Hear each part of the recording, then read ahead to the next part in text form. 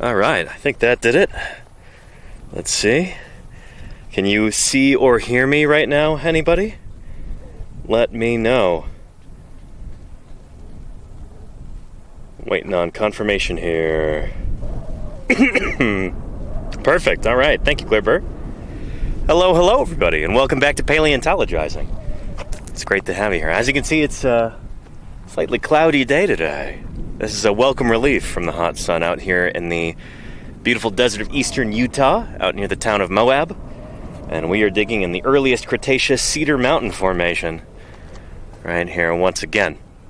If anybody's here for the very first time, allow me to introduce myself real quick. My name is Danny Anduza. I'm a dinosaur paleontologist. So you know, a paleontologist is a fossil scientist, rather a scientist who studies fossils. That's what I do. I work on dinosaurs in particular, hence dinosaur paleontologist. Dinosaurs are what I study, what I publish on in the scientific literature, and during the summers what I dig up, like we're doing out here. So I've joined the Utah Geological Survey crew out here in the Cedar Mountain Formation, and we'll be going down to the quarry in just a minute. I'll be showing you around. You can meet the crew. We've even got a visitor today, so you can meet her too. She's pretty cool. But yeah, it's so good to have everybody here.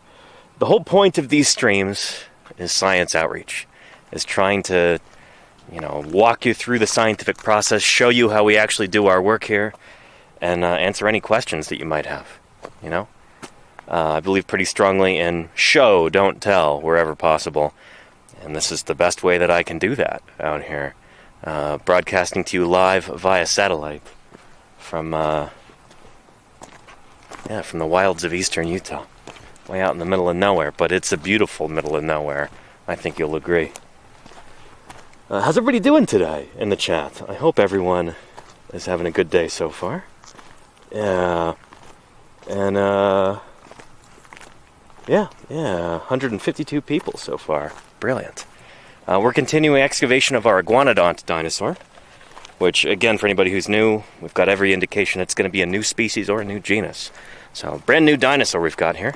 We've been digging this up for the past 3 years. We've got a bone bed. It's exciting stuff. Yeah. This is some, I don't know, not to toot our own horns too much, but, this is some cutting-edge science here.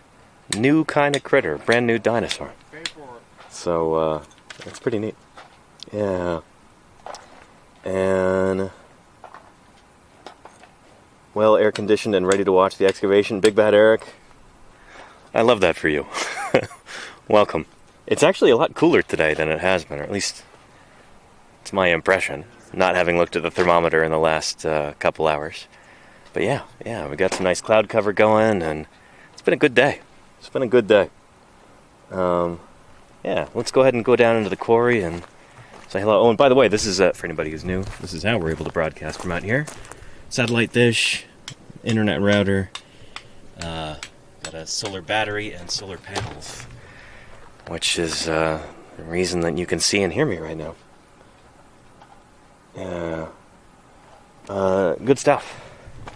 No words in the sky,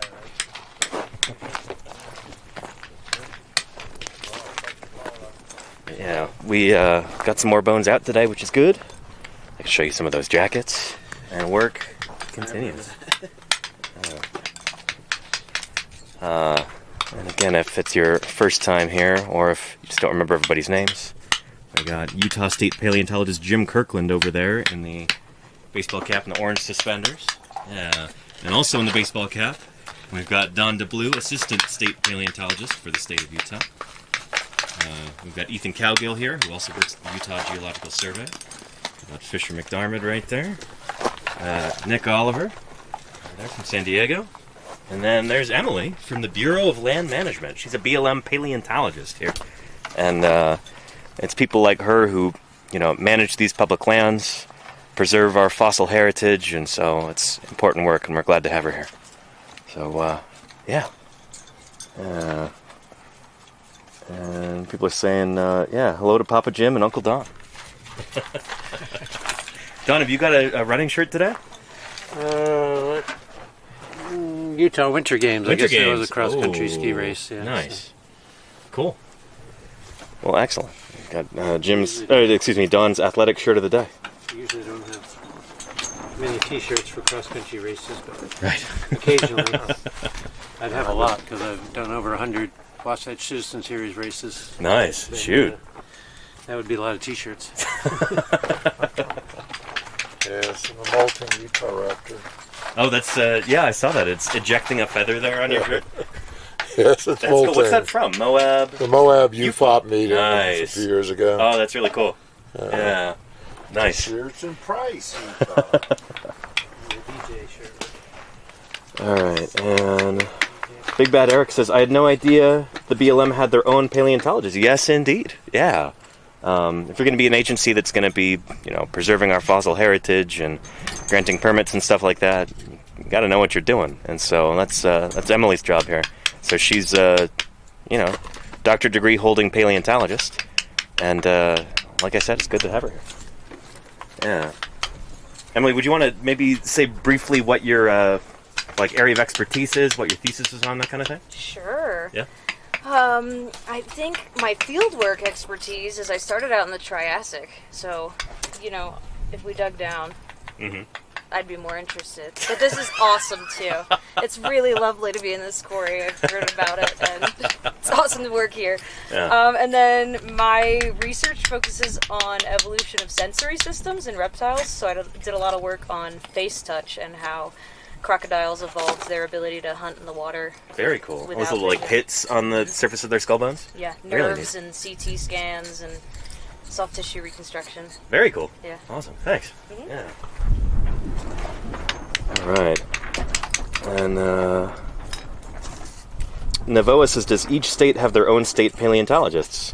Unfortunately, no. There's probably states that do are in the minority, I imagine. Well, for ones with state agencies, yes. Yeah. But there's quite a few. I mean, Yeah. North Dakota has a state paleontologist. New York has a state. New York does too. Ohio. Nice, Ohio. Okay. Yeah, they're scattered around. Does California, I wonder? Yes. Really? Yeah. Yeah.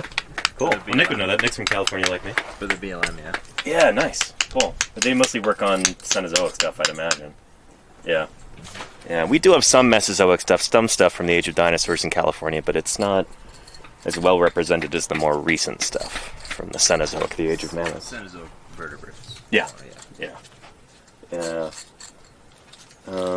And Neil, if you're correct, yeah, BLM actually manages more federal land than any other agency. I think that's true. For sure. Yeah, much more than the Park Service or... National Forest number 2? Maybe? Yeah. Forest Service? Yeah. Lag Adder says, I hope you find some gold to fund your project. It's not very likely here. Jim says, yeah, paleo gold, yeah. But, I don't know. You'd find gold in, gold's sort of a metamorphic thing, right, Jim? You find that up in the Sierras? Hydrothermal. Hydrothermal? Yeah, so you can get it in, sedimentary rocks, but it's rare. But it often forms, with solutions that are precipitating things like quartz. Uh-huh. But of course, it occurs in a number of things, but never, not never, but rarely in big abundance, Gotcha. making its value high. Yeah. That's certainly not what we're digging for here. Metal for many purposes beyond wearing. I mean, yeah, used in electronics and Oh yeah, dentistry and... they were great conductors. Yeah. Where else do you find gold? I think leprechauns put it at the distal end of rainbows. Yeah, all that good stuff. Big Bigham copper mine. Uh-huh. The gold and platinum that's trivial in the amount of the stuff coming out of there Uh-huh. pays for the entire operation. Really? Copper's pure profit. Shoot. Wow. I mean, there's enough gold and platinum, Uh-huh. as just a waste material. That it pays for the entire operation. Gold as a waste material? Pretty much. In a copper mine? The mine's a copper mine, but Yeah. they get enough gold and platinum to pay the bills. That's nuts. Yeah, it really Wow. is.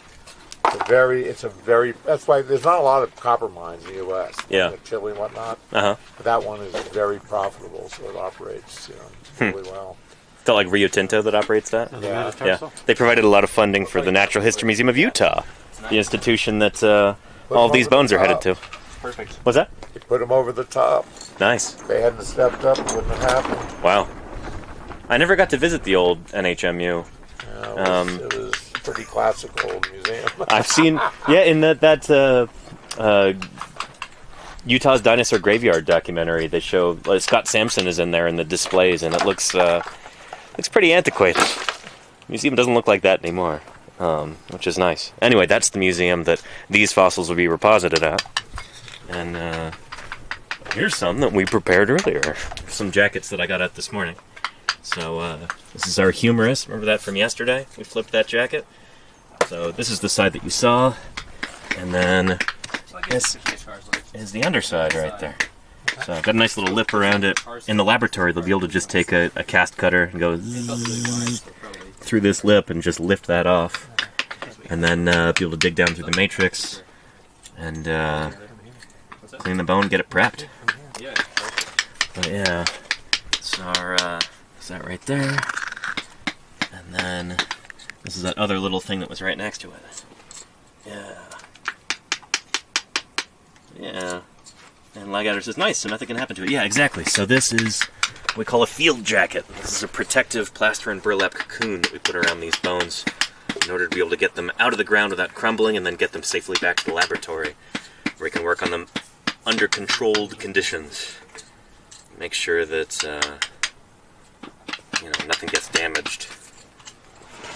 Yeah. Oh yeah, and thank you, Dr. Terminator. Thanks for remembering that question from last stream. Jim, we had a question for you from yesterday. Oh, sure. If Moros, the little tyrannosauroid guy, arrived from Asia, what happened to the Jurassic tyrannosauroids like Stokesaurus? Well, right now, and this is one of the things that like Lowen and I argue about. Yeah. Regularly. We argue about many things. Paleontologist Mark Lowen at NHMU in Salt Lake. Because he's working on a new Tyrannosaur from the Morrison. Really? Yeah, with the crest. Oh, Yeah, sort of like a Guanlong type of guy? I don't know. Proceratosaurus or You'll something see like what he that? publishes. Nice. A lot of skull stuff. Okay.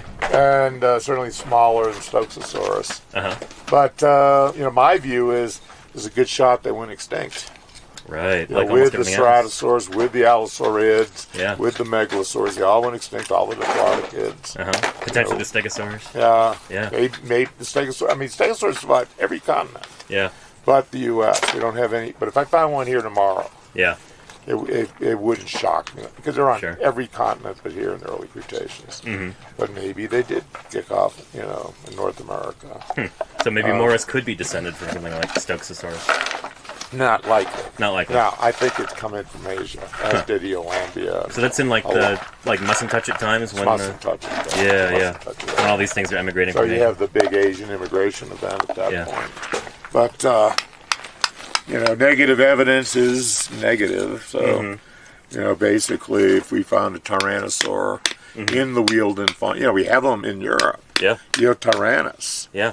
Maybe Maybe Proceratosaurus too. Yeah, potentially. Uh-huh. But, so we have them in Europe. Yeah. Did they make it across? Crossing the, island hopping across the North Atlantic, and you've got to cross the Appalachians, which is still a formidable mountain range. Sure. So it's a pretty good filter barrier. Uh-huh. And we're just opening this frontier. We've never had rocks of this age in North America before the last 20 years. Uh-huh. This site we discovered pretty much 20 years. Well, we really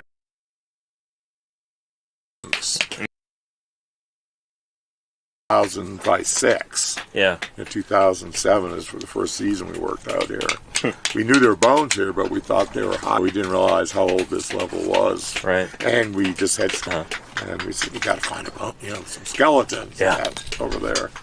And sure enough, Don and Scott Madsen both found skeletal remains. Scott found them here. Don right over by the road, Yorgavuchia type specimen. Uh-huh. And they realized this was the same level. It runs through his whole basin. Don, where he normally sets his tent up, there's stone coming out, through there. It's pretty scrappy over there. That stuff tends to be more broken up, more sheathed. ossicles and things. In this direction seems to be a lot more skeletons. But we're still on a learning curve. Yeah. You know, and we will be for probably decades to come. Yeah. It's exciting. You said there's so much more work to be done here. Yeah, we just starting to get a handle on it. Yeah. Well, Jim, we know it's the oldest site, multi-taxic bone bed in the northern hemisphere of this, you know, in the Cretaceous. Pretty important. One. Yeah. And in this particular valley here, I know you're fond of saying that you could have, what, 100 crews out here every summer for 1,000 years. What's the limit? I mean, this site just keeps going and going. Yeah. You know, always, you know, and we're just starting to get below. We still got root mats coating all our bones here. You know, it's like, you know, we're not into really pristine stuff. Sure. Yeah. I mean, Jim Hyperbole Kirkland? I never say anything like that. But it's true.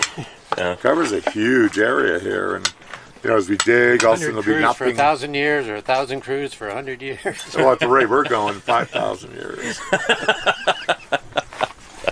You know, a couple weeks here, but it's not going away. You know, and it's always, you know, I've published stuff with John Foster on managing mega sites. Sure. Because you know, a lot of sites, you find a dinosaur, you dig it up, and the site's gone. You know, you dug up the site. This is a site like big archaeologic sites like Chaco and things. This site is always going to be here. And almost inexhaustible. Researchers are going to be wanting to approach with new techniques. Yeah. And things like, and you know, this is way bigger than Cleveland Lloyd. Yeah. Oh, way bigger than that. That's Jurassic National Monument now. For anybody in the chat who's be familiar with that. You know, it's magnificent. You know, site, and it's just. You know, and as we said, you know, Laurie's site that's going to be on BBC next summer. You know, that's, you know, it's a different level. But that's another site, you know, it's as big as a football field. Yeah. At least. You know, you know, that's his accumulation of armored dinosaurs in the world that we know of. Wow. You know, plus a new species of giant raptor. You know. You're supposed to say it's new. Yeah, we call it Utah. It is Utah raptor. CF Utah raptor. Yeah, no, it's just what I'm old and crotchety. Oh, and we've got Paleo Stream there in the chat. So German paleo artist Joshua Knupe. He says, "Hi, Uncle Jim." Yeah. Good to see you, Joshua. I hope you're having a good day. Yeah. Anyhow, thanks, Jim. Hey, yeah. Let me keep digging. I'm gonna set the camera over there in a minute, but find my ankylosaur skull. Yeah. Cross cultured blue eye. No minutum. It's been published in the chat Only if you transcript. publish it wrong. You know, people use the name Science and Nature get mad at you, but it doesn't by itself destroy it. It's completely misused. All right, let's set this over here. Toss me that screwdriver. It's called Utah raptor. Years ago, there we go.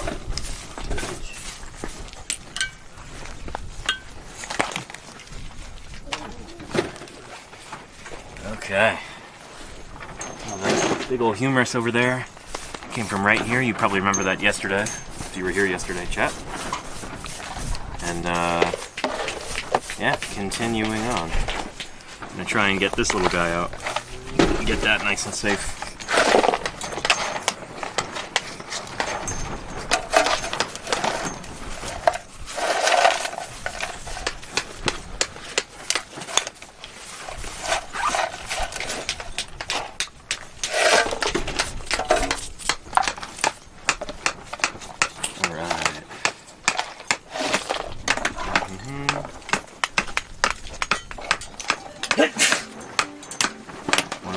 Fragments I had in the baggie, they're right here. Yeah. From yesterday. Actually, yeah, that needs to go with that guy over there. I suppose I could have jacketed those together, but we'll just make sure that they're in the same bag together. Or they're labeled the same way.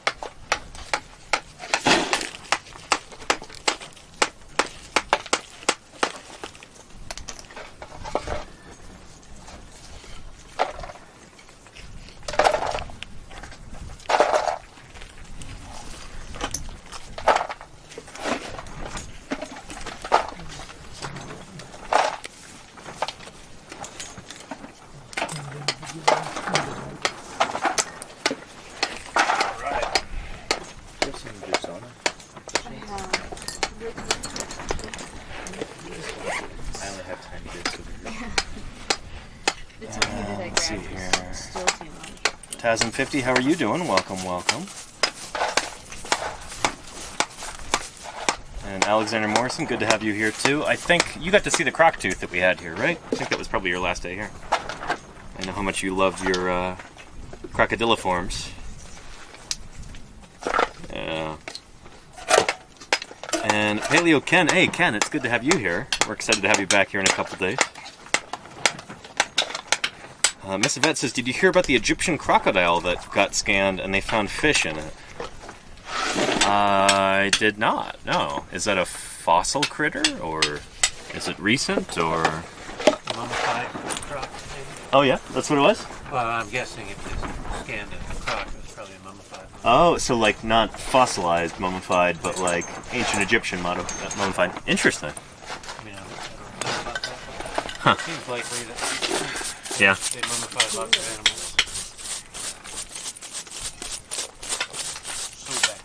Yeah, trying to please the god Sobek. Exactly. Yeah. That was the patron deity of the Fayum. Is that right? That's cool. Don here has worked in Egypt for a number of years. Out in the Fayum. That TP, please. TP? Yes, please. Thank you. And Cosmological Kev wants to know about secrecy during publication. Something you hope is a new dinosaur. Do you try and keep it a secret, excluding the people you call in to confirm your findings, or is the information released bit by bit? It kind of depends. A lot of times we'll be presenting on this stuff at conferences, so and there's kind of an understanding that like whatever we talk about there, whatever we present on, you know, it's to be kept in that room, you know. It's not top secret stuff, but we try not to talk about it too much on like social media. You don't want to get the name out there. If you're naming a new critter, you know, try and be real cagey about what you're going to call it, that kind of thing, so that when you have the official announcement and the actual publication, you know, nobody scoops you on it. But the abstracts are available to all at SBP. Yeah. So, you know, Karen's got an abstract saying this is new. It's iguanodont. You know, that's published. Yeah. It's widely acceptable, but you have a name on it. So if anybody, I guess if they were super interested, they could track down some of this info. But like Jim said, it won't have the name. Does that ever happen where like somebody will actually have the name for a new taxon in the abstract? A few years ago, like, I don't know, 10 years ago, a friend, I won't say who it was, but they are a friend from Europe, was an SVP, and this person did reporting for this Japanese publication, Full Color Dinosaurs. Oh, yeah, and I remember this. was photographing people's slides and their talks, and published like a dozen or so really hot things. And, you know, and the slides looked like they were professional figures in a magazine. Yeah. They came out so well. And SVP went nuts. As did some of the other, because this stuff was like embargoed stuff. Yeah. And it's like, all of a sudden it's in a magazine, full color. So no more cameras, you know, clicking in the talks, and you ask permission. Kind of ruined it for everybody. Yeah. You know, a lot of us don't care that much. But those that do have a right not to have it shot. Sure. Yeah, yeah. You know. I know there have been things put on Twitter also that should not have been on there by people in the audience. Yeah. That artist working with Paul Sereno. Was like, oh, I wish I downloaded those pictures. It didn't last long on Twitter. Yeah. So yeah, I hope that answers your question there.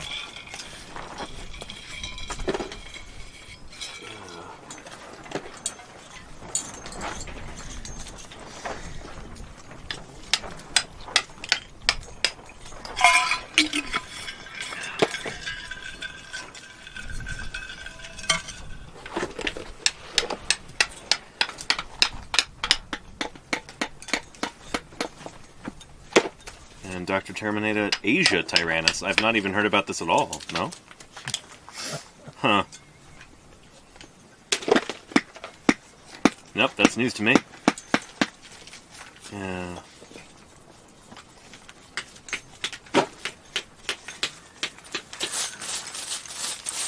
Now, Danny, have you watched that video? No, I haven't had a chance to yet, Jim. The Yeah, only time you I've got share it internet with is while I'm people streaming here, sometime. you know, or like while we're in the quarry. It is really neat. I'm looking forward to watching it, but Yeah. I don't know if I'll get a chance while I'm out here. Because it's all subtitled, right? It's not like No. we could just... It's all dubbed. Oh, it's dubbed? It's dubbed. Oh, okay, so we could listen to it in the quarry, potentially. Yeah. Huh. Oh, you gotta stand the skeleton. Amazing stuff.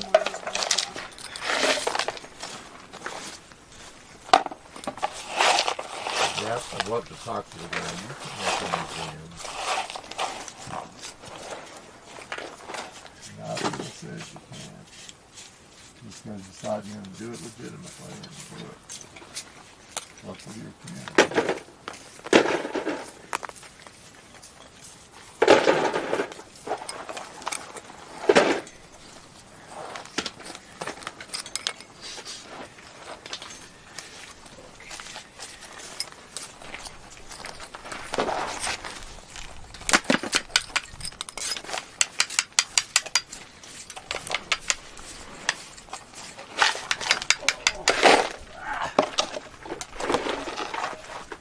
Yeah, I can point the camera down a tad.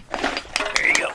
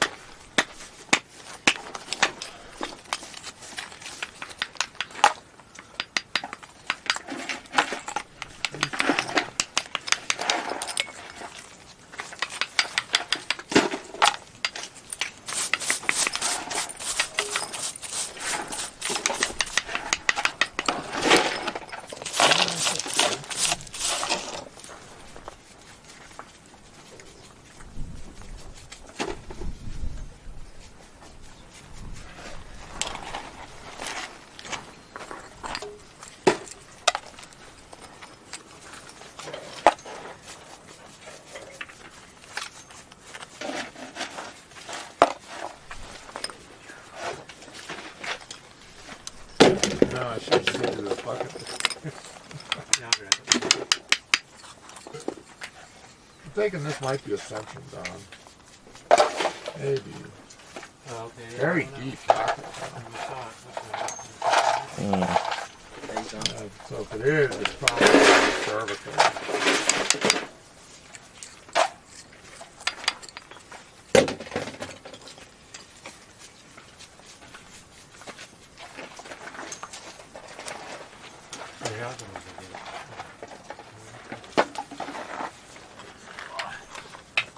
Bend over it for a bit. A little. Oh, yeah. Yeah. Yep. Get way out around it. I don't want to see any more stone. I want to see a bunch of shale.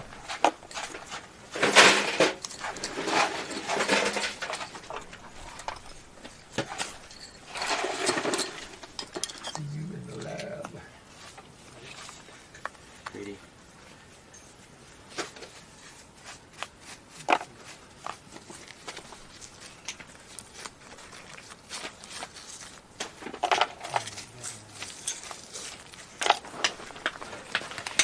Alright, good that I got that out.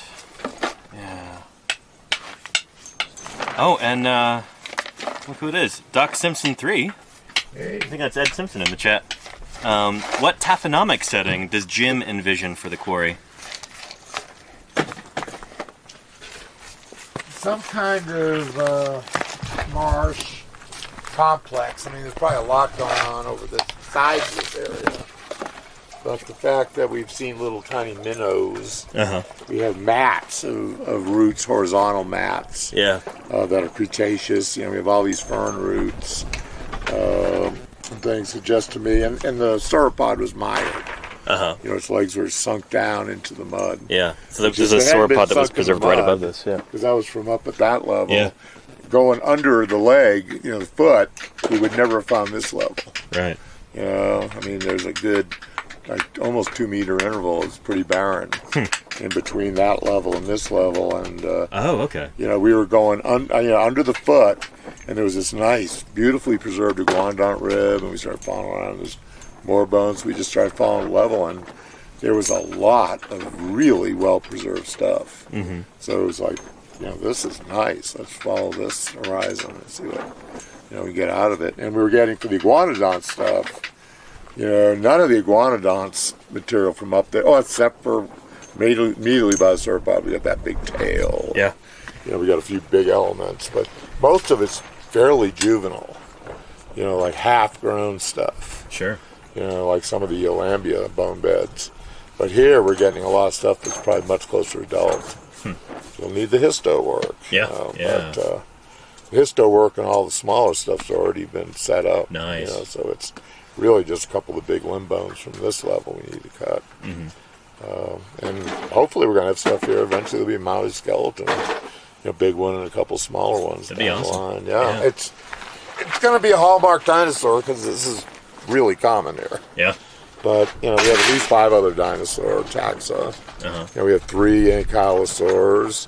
We've got at least 1 dromaeosaur. We seem to have a big primitive therizinosaur. Mm-hmm. We got a big carnosaur and a sauropod. You know, so maybe that's 6 dinosaurs. Taxa so far.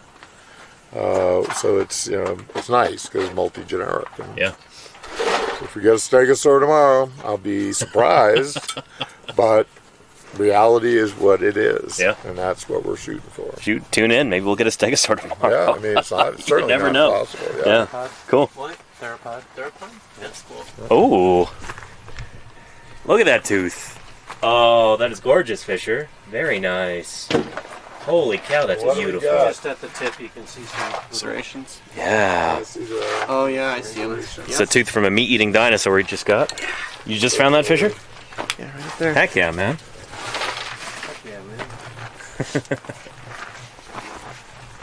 Given the size. Yeah, at the tip, you can see Yeah.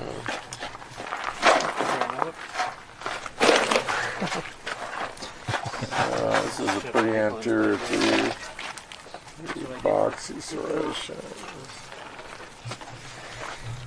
Yeah, this will prep nice too. Yep. You can see a few of the serrations on the backside that are quite a bit smaller. Only in the main part. So this may be an anterior dromaeosaurine tooth. Larger than, you know, than Yorgovuchia. But there's fine serrations on that carina right there. And they're not as fine here, so. But it's very much an anterior tooth. It's, you know, premaxillary or anterior dentary. That's very nice. Get that wrapped carefully. Yeah. Shoot. Yeah, ASAP. Yeah. So glad you got to see that, Chad. That's awesome. Configurable specimen. Yeah, don't let it just pop off the top of that. Because it could happen. Nice. Very, very nice. So cool. What a find, dude. It's shattered. Oh,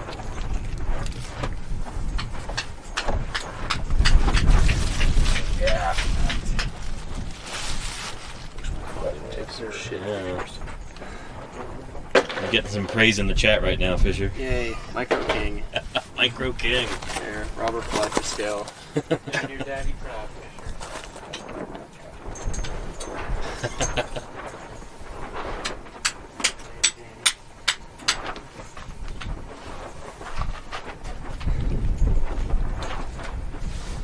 Alright. Let me get that TP for you too. Wrap it up. Only the finest. Thanks much. Yeah, I'll get you some tape as well. Hey, Danny. Yeah.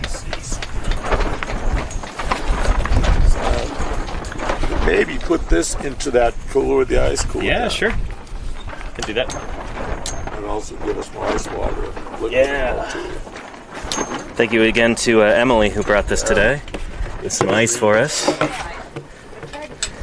Yeah, no, we really appreciate it. It be a treat. Ice is a precious commodity out here. Program, Jake, make ice in the desert. All right, there's that tape.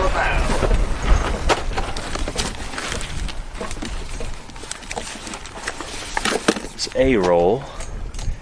That'll work.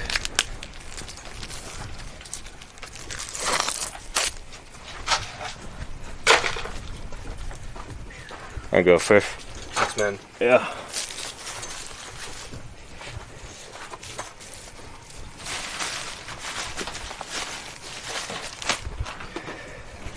All right, nice.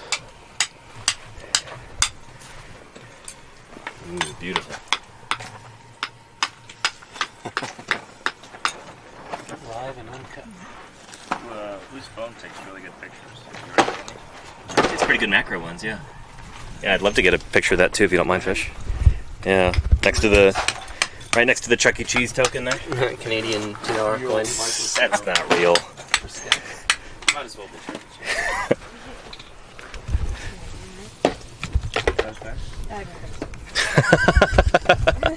Yeah, Mickey Mouse is American. Chuck E. Cheese is a sister taxon from Canada, right? Both rodents. Some Urids. regional differences. Do I have to put this on a little map? That's probably the best view. All right. I don't know what you guys think. Oh, that's awesome. Yeah, very nice. Thank you, Patrick. No problem. Very cool. Good find. What height did you find that at? Up there. Up high. Okay. There. Yeah, it's probably like equivalent to that like flat stuff to your Yeah, left. probably. It seems to kind of swale a bit up like that.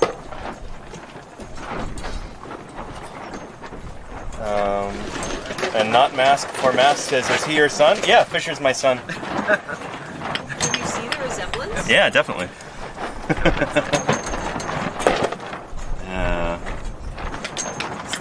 And Ayakane, how are you doing? Welcome, welcome.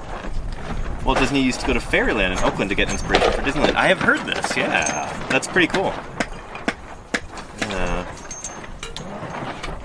And Cooking Fat says, did that tooth come away as he was flaking away the rock? So easy to miss.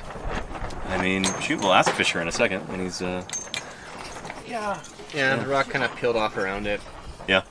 I thought it was just kind of a loose, crappy bone fragment. Uh-huh. I kind of saw the more conical shape of it, and I realized, okay, this is something I need to actually be careful around. Nice. So you stick glue on it, and you peel away really slowly. Uh-huh. And I saw, come to a point, I knew for sure it was a tooth. I wasn't sure whether it was croc or theropod. The curvature made me think theropod, but I didn't see Yeah. the serrations until after I gave it to Dawn. Nice. Confirmed it. Yeah. So croc teeth will often be, kind of more conical in shape. They can look like theropod teeth, but they don't normally have the serrations on them. Like the little ridges like you see on a steak knife, like that serrated cutting surface. Croc teeth tend to be much more conical. They don't really have that carino with the serrations on them, typically. Yeah. Amazing. They really got to lay some of that stuff into the Simpsons too. Yeah. Anyway, good stuff. Back to this.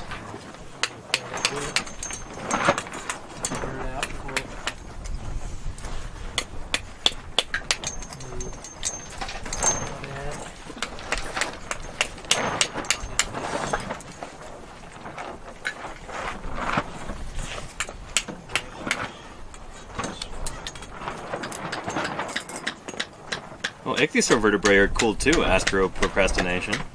Awesome. Were you, let me guess, maybe along the Dorset coast finding those? Or the Isle of Wight? That's pretty cool. Welcome to Paleontologizing. Good to have you here.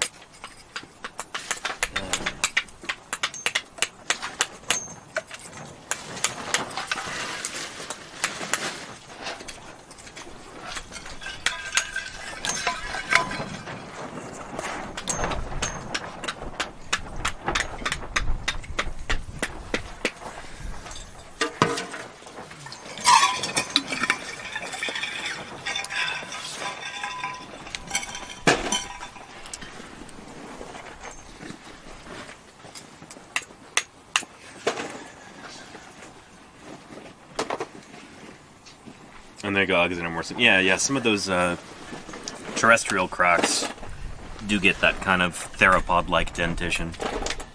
But that's not what we're looking at here. As you know, yeah. Alright. Some of those terrestrial crocs get kind of a mammalian-like dentition. That's true, yeah. Really? Oh, yeah. I've done CT segmentation on some heterodont crocs from Africa. Malawi Interesting. Yeah, Malawi Oh yeah, that's right. Yeah. It's got canine teeth and Malariform teeth. Malariform, yeah. Pretty wild, yeah. Man, you give them a chance, give them half a chance, and crocs do all kinds of really cool stuff. I mean, apart from what you typically think of them doing, you know. Being crocs, they also, you know, you get marine crocodilomorphs, or crocodiliforms, you get, you know, terrestrial ones, you get ones with hooves that are running on the ground, you get herbivorous ones. My undergrad advisor, Dave Vericchio, always used to say, like, yeah, you know, you get the right kind of big extinction event, crocs make it through, you'd get flying crocodiles, you'd get arboreal crocodiles. That's the next one. They have arboreal crocs in the fossil record, don't they? Do they? I feel like I've heard that somewhere. Alligators are arboreal. Look up some pictures. They get up in trees. I have seen that, I guess, yeah. Yeah. They sometimes climb a little bit. Yeah. They'll flop on you right there. Be careful. Always look up. God, that would be terrifying. You dive bomb by They do a lot, but they won't seal it. Oh, I see what you mean, Iocane. Alligator joke. Yeah. Yeah, it's better on the ground. But yeah. Anyway, I gotta get this thing protected. So, grab a bucket and some water. I should ask Ed, is he going to come visit us? Oh, yeah. Just to make him up for a few days. Yeah, Doc Simpson, are you, any plans to come out here? We'd love to have you in the quarry, if you can make it out here. Well, that's not always it's not always easy to get out here into this part of the world, but if you can make it, that'd be awesome.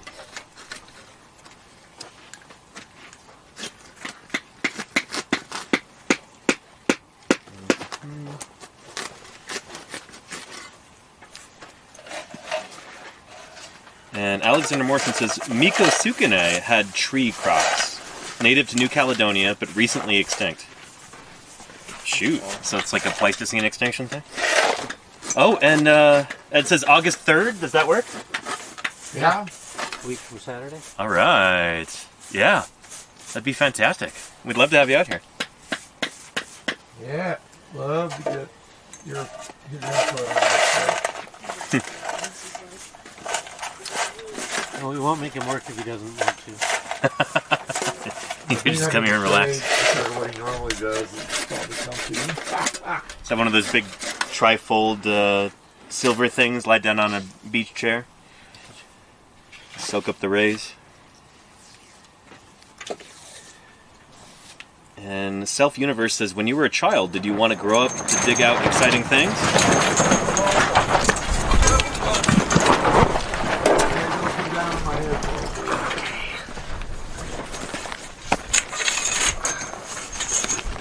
Helping me out there, Danny. Oh yeah. This is my dream job as a child.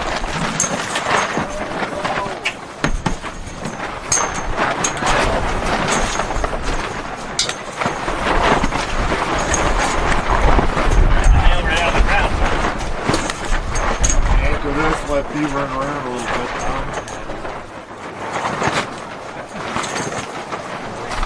You lost it. There's a nail flip over there.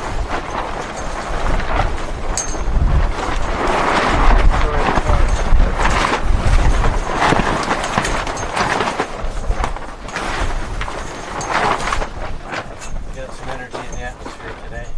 So the front, there is a front coming in. Yeah. Definitely looking clearer too. Look up there by the book cliffs. Oh yeah. Blowing all the See 'em? smoke away. Yeah. Yeah. So ironically, probably increasing the fire. Yeah. He's got smoke out of it. My lungs are just heavy and liking it.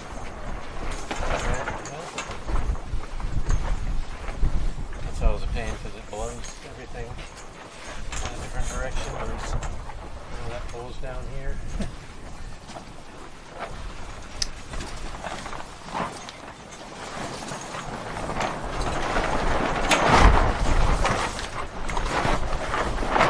I got more. We used to always joke about the 3 o'clock blow and then the 4 o'clock blow.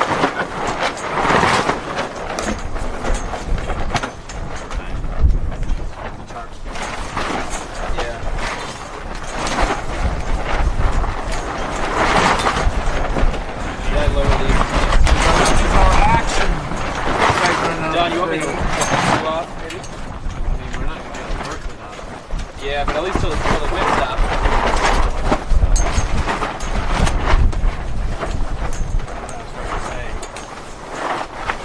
Yeah.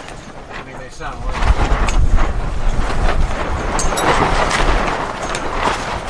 Get yanked out? Yep. Oh boy. Conundrum. Can't really work without it. Pretty hard. They sound worse when they're loose. Oh, ripped one of the grommets loose over here, I think. And that Yeah, this is when they get old tail.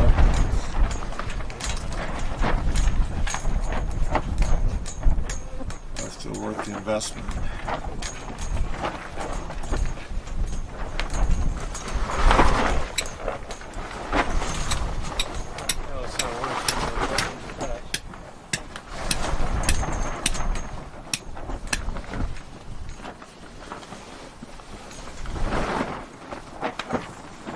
Start putting ratchet straps on these things. And carpenters set up portable garages across this kind of stuff. They just strap them down, cut the legs down, Don would hate it. Yeah. So they didn't have as high a sail thing. Do it Ken Carpenter style? Put up the portable garage, cut the legs in half. So the peak is at a height, otherwise you're crawling around under it. Does this look okay like this, Don? Yeah. Okay. Like it would be an angle that would work. Is there a pole? Probably got yanked out. Yeah.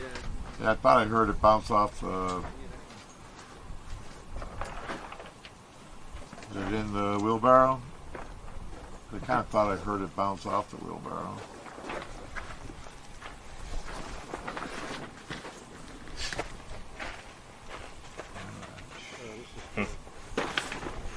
Hey Danny. Yeah. Can you lift this up higher and we'll get in? You bet, yeah.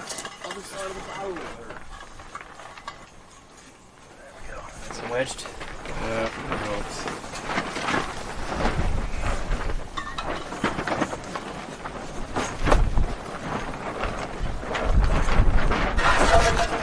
Yeah.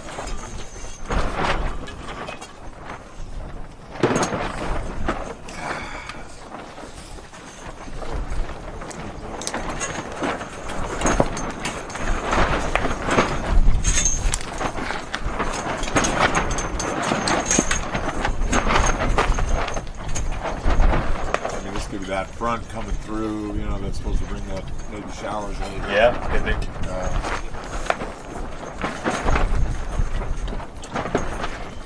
I'll do it. What are we thinking about that one there where it's... Balls of jackhammering in. It's just, yeah, everything shifted this way a little bit.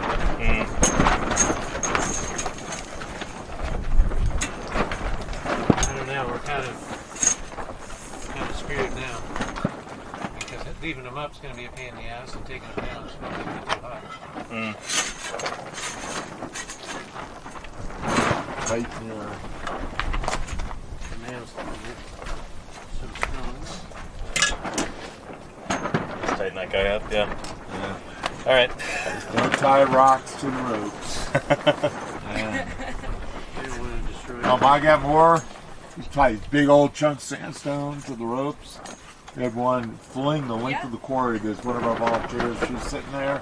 This monster rock goes right past the back of her head. Head rope, just. You know, if it hit her head, oh man, that would have been tragic.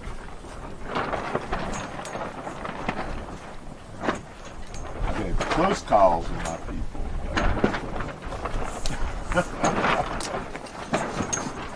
Yeah, the thing is, you have the legs staked down super Bless you. strong, and the tarps are just going to rip.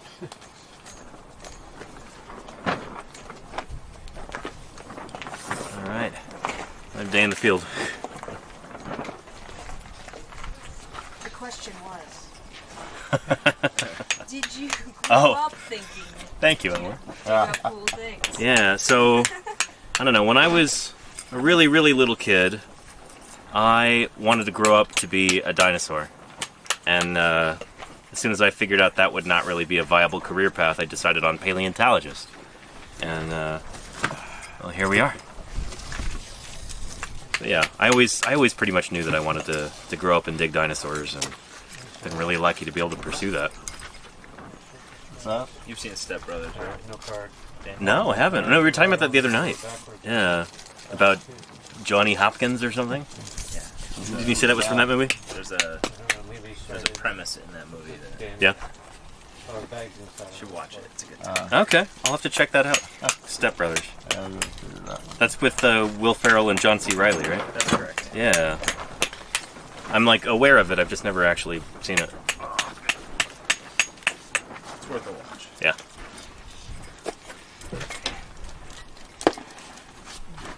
Oh my goodness, this one's perfect. What do you call a crocodile that likes to bowl? Wow. Billings? An alligator. That's a good one. Very relevant. I suppose it is. Yeah. Yeah. Crocodile in the bowl. Yeah. And Meter Quadratawi, how are you doing? Welcome to Paleontologizing. And no, we're that must have just come out like an hour or two ago. Asia Tyrannus, the first deep-snouted tyrannosaur from the Upper Cretaceous Guangzhou city of southeastern China. The city? Deep sound.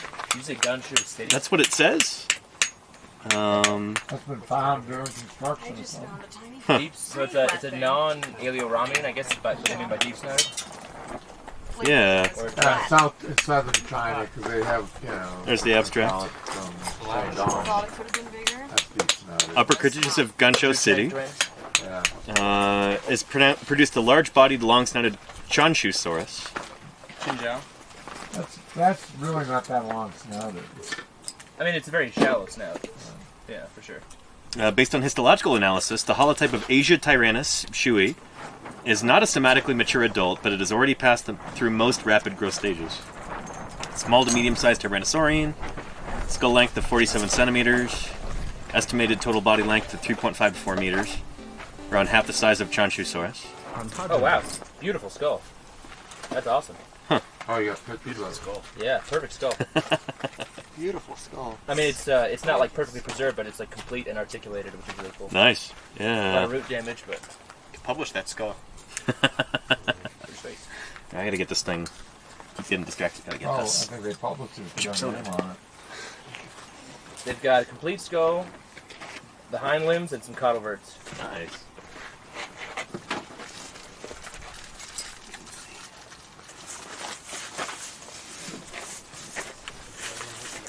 It comes out as being close to Teratogonius.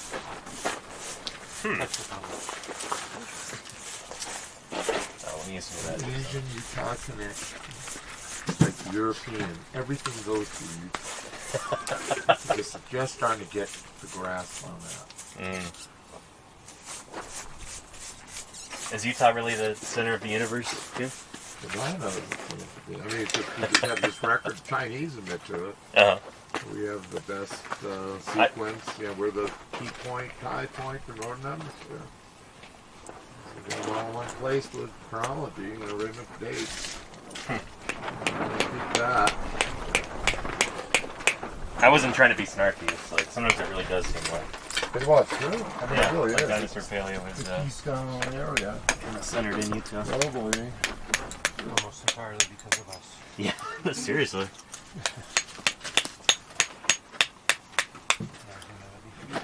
And Ken Most Carpenter. Did anyone see that fly swatter?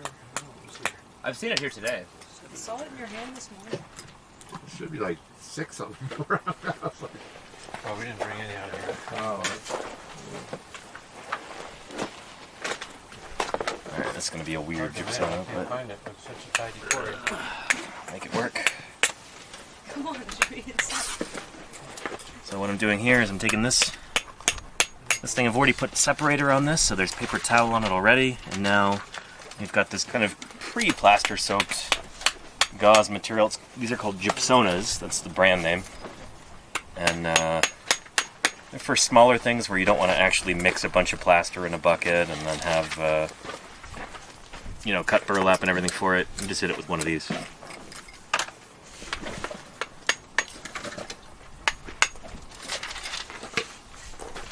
So it's kind of the mini TV dinner of plaster and burlap field jackets. Smaller stuff works really well. Oh yeah. I hope you break your arm in the field. There you go.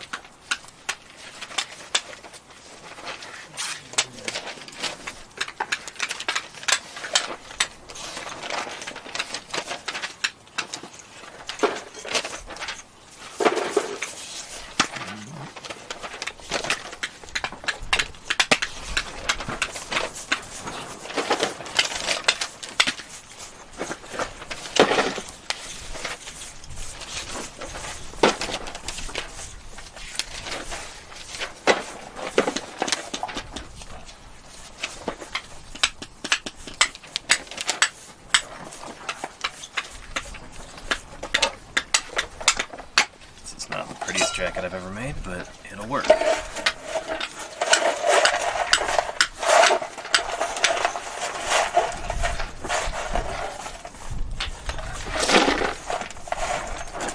A weird shape to it. Not ideal.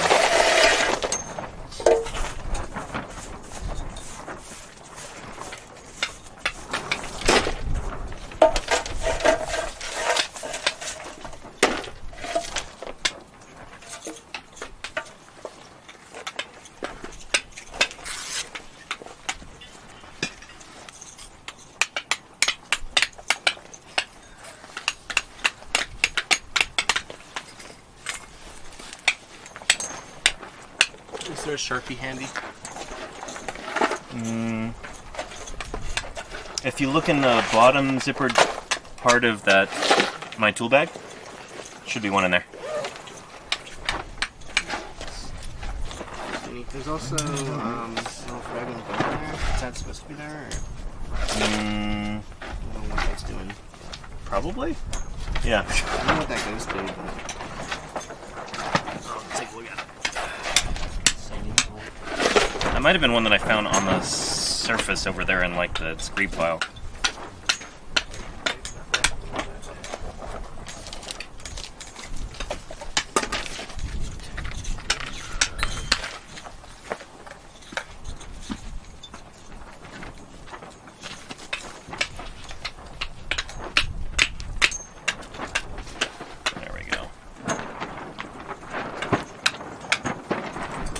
Good, that'll all be together.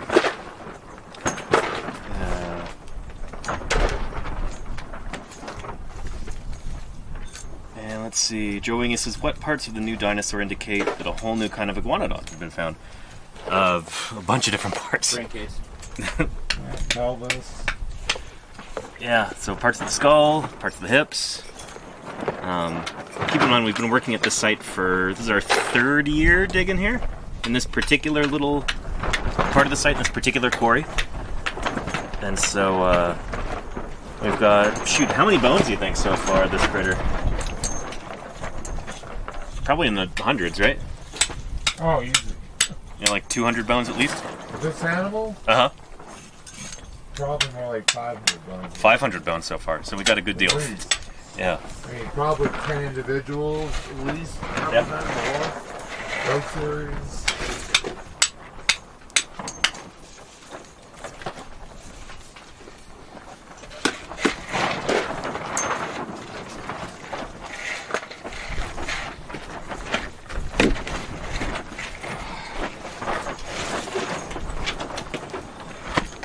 Nice. It's good to get that out. Yeah. And Tiny Giant Evie says, this is really cool. Thanks for broadcasting. Thanks for being here. Appreciate you. Thank you for the kind words. Yeah. And bone that I'm now jacketing, is that part of the bone I flipped yesterday? No, that one's over there. The humerus is all in one big jacket over there, but it was next to it. Yeah, that's that one. Here, I'll show you.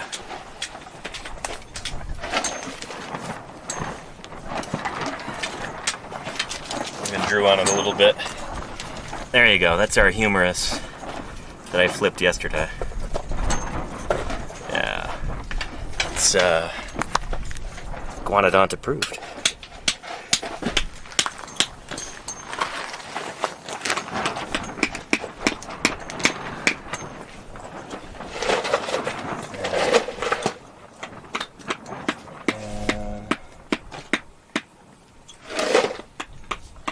Thanks, Ricadaclus. I appreciate that. It's fun to do some jacket art, you know?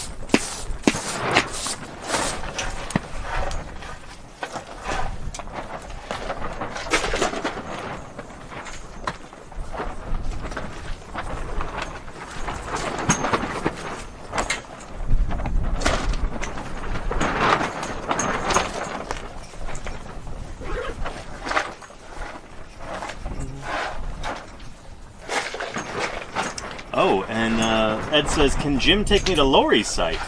I will bring ice, hatch chilies, and bigger steaks. I think he means steaks for the tarp. Oh yeah, we got our steaks are fine. I mean, if it's too steak down, then the tarp's just ripped. So. Yeah. But yeah, Lori's site's not so far from here. Yeah, that's easy. Yeah? The answer is yes. Happy to. Thanks, Ed. Yeah, it'd be great to have some ice. Speaking of which, fill this up with some more water.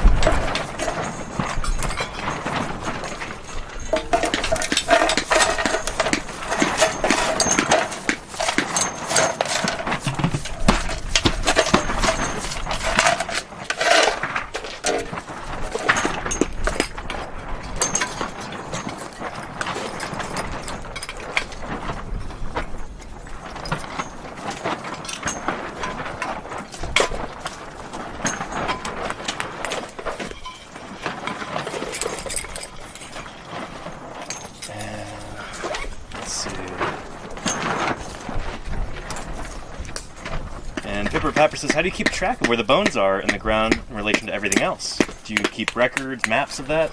Absolutely, yeah. Here, is it okay if I show a little piece of the map that Andrew, yeah. You could map mine as an example if you want. Oh, yeah? Because I need to. Okay. Yeah, if we can do that live, that'd be neat. But here's A little bit of a quarry map right there. So there's our humerus. Right there, here's some things that I mapped today and over the last few days. Right there on that map. So we've got all of these little nails that we've hammered down into the rock. And those are tied to a big stake over there that was done during some surveying. It's a, total station, I think is the... total station, and yeah. pins about every 100 meters, block through the valley floor. Nice. Keep track of all the sites relative to each other for the whole area. Cool. So basically this whole valley is mapped out. Like Jim was saying, there's these stakes that are 100 meters apart from one another, and then we can kind of go off of those. It's a grid system. Think of it like you're playing Battleship. Yeah, and then we've got these nails in here. Like here's one. 53 east, 98 north, right there. And so we've always got to be really careful that we don't accidentally dig up these nails or, kick them out of the ground or whatever else. You want these in place so that they form the basis for our grid for mapping everything out. And in a minute, maybe I'll go over there and help Emily map her bone. Yeah, you sunk my iguanodont? There you go, Dinosaur Dave, yeah. 53 east, 98 north. You sunk my iguanodont. Yeah.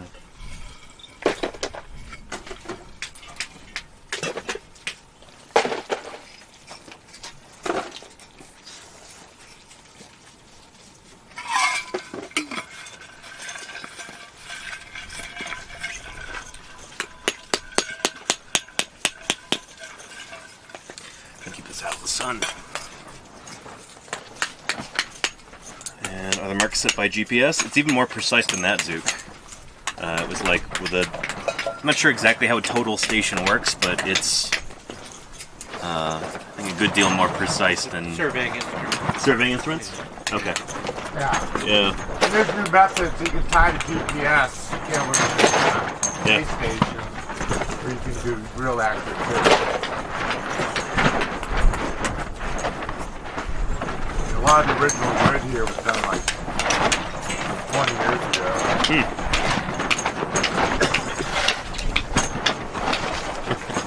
Airspace says, man, getting your new dinosaur taxon sunk before it's even out of the ground. Rough, yeah. What's this? Well, somebody was making a joke about how the grid system is like Battleship. Yeah. You sunk my iguanodont, But somebody else might be sinking an iguanodont sometime soon, although you didn't hear it from me. Yeah. It's gonna be fun. I'm an innocent bystander, but I've said it once. I'm not against it. Yeah? Yeah. Alright, stay tuned for that. Yeah. Anywho, let's, maybe I can show you how the mapping thing works. I'm not sure if we've got a page yet for that area, but let me take a look and see what nails we've got over there. That one's 55.98.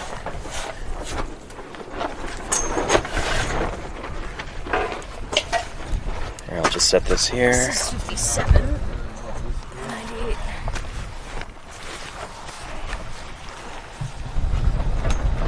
Alright.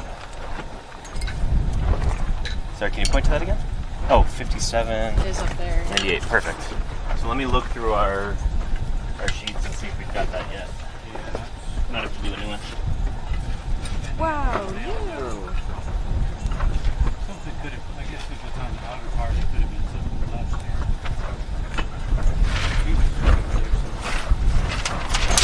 Ooh, boy. No, I didn't put it on the specimen. Who punched these holes? It's the garbage job of it. I used to work in a print shop. That would have been unacceptable. Fired. So it was, what was it? 53, 97? 55.98. 55.98. 57.98.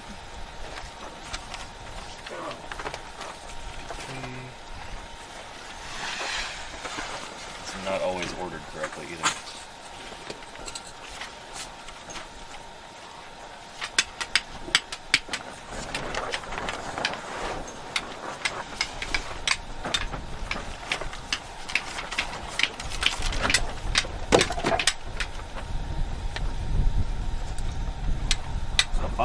55.97.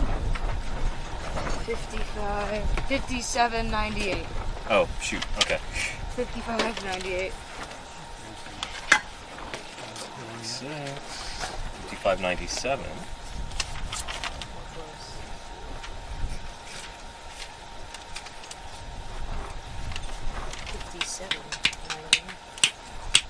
Yeah, let's just make a new one. Do I add it to the list too? Yeah. Well, so once we collect it, then we'll. Oh, you've already got it. Yeah, it popped. Beautiful. It popped itself. Excellent. So it's time. The bolt walks away. Do you mind holding that? Yeah. Thanks. Fly away. It's not even punched.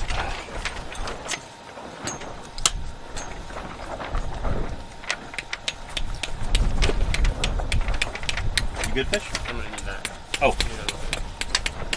There you go. Thanks. Yeah. Alright. Yeah.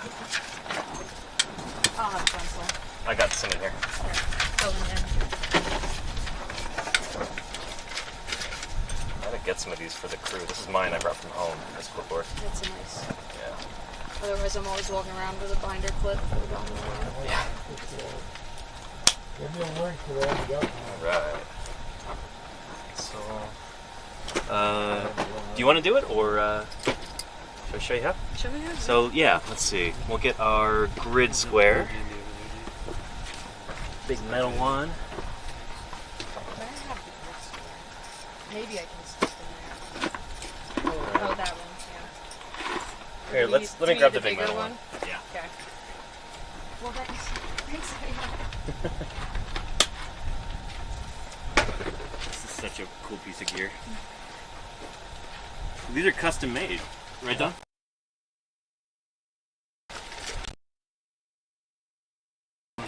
Yeah. You can get little ones like, or you can get big ones like that little one. Like aluminum welded. This is a bicycle. It's a really neat piece of custom equipment. So yeah, we'll just line this up on some of those nails. So we've got two right there. We might be missing. Oh, there's one there. If that's 55 and that's 57, then 56 should be right in between. presumably. Yeah. So we might want to actually make a new nail for that while we're at it.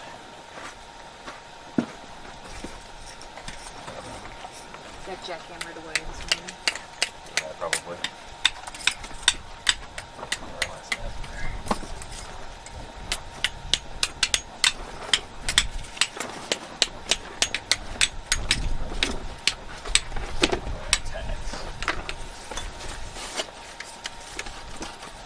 There we go. Yeah, so we come around, I'm going to set aside some of these nuggets. You guys can.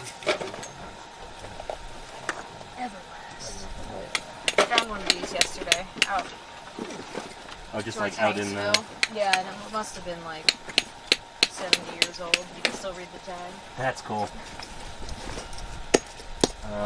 And I'll grab one of my Sharpies. Yeah, we use that. Can I still have a Sharpie back there? Thanks. Alright. Somewhere on the thing, we have a ballpoint that we use to impress in those numbers, Danny. Yeah, I was just going to do it with the nail, but There's a micron. that's not going to work. It There's. was attached to one of the clipboards. I've got a ballpoint That pen. pencil will work, actually. Okay. Yeah. Just something I can put you there. Alright. Mechanical pencil. Oh, here it is. Oh, nice. Cool. Yeah. So, 5 east, 98 north, 70, so it's going to be 56, 98. So if you want to, you can write that out there. Ooh, in the same handwriting? Oh, Lord. Oh, I can do it if handwriting's not your forte. Oh, no, I was just trying to match whoever's handwriting that is. Oh, okay. We're doing 56? Yeah.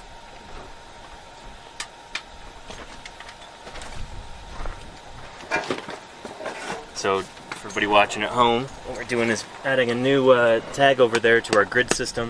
Because I think, actually, I should make sure that it's not just hiding on its I level. didn't even check over there. Well, it's written now. We'll grab our our tape measure too, and we'll use that to measure out exactly where we want it. Yeah, you can write a big paper On a big spool. on a glove. Yeah, sorry everything's so messy. Oh, there it is. It's right in that orange thing just above. Move your hand. Yeah, there you go. Nice.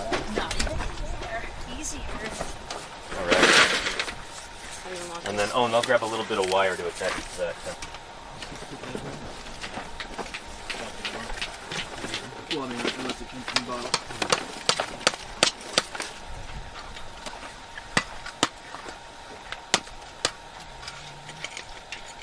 Let's go. Sit. Perfect. Nice. So, 1 meter right here. 2 meters right here. Great. Beautiful. It's correct.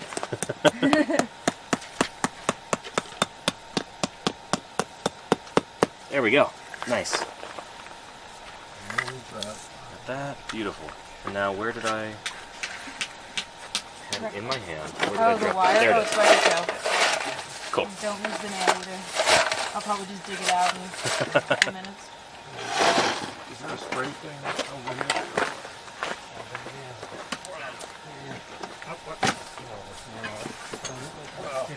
Oh, the one over here? I almost did a face plant off that one. When I first came in here, I just caught myself. There we go. Face plant.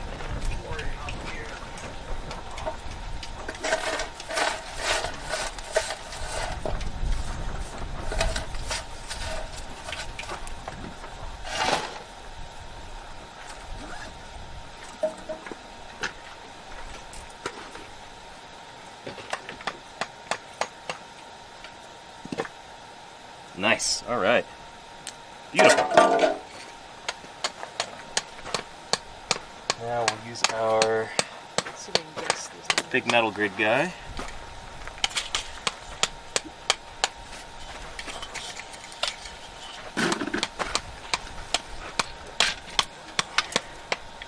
Except. Okay. We might have to lift up the tarp actually. Get that to fit under there. Let's see. How about I lift this up, or you lift it up, and I'll try and get that under there. Or There we go. Nice. I think we're pretty good. Make sure it's lined up. You've got a better perspective over there than I do. Does that look like it's yeah. lined up okay? Okay. Looks like it's just kind of right there in the middle, like the exact center of the grid. Maybe in this right here. Okay. Yeah. Let's see. So, sorry, Nick. We're Not bothering me. stopping progress on your No, you're good. stuff right there. Let's see.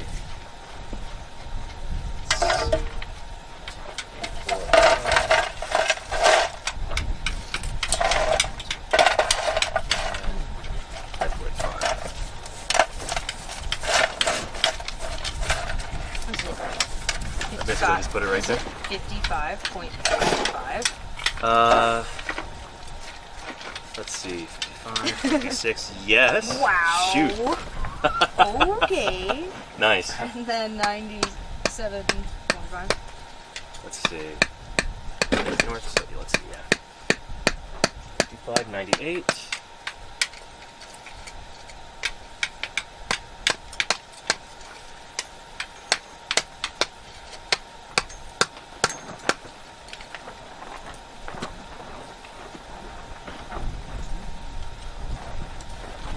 Nice.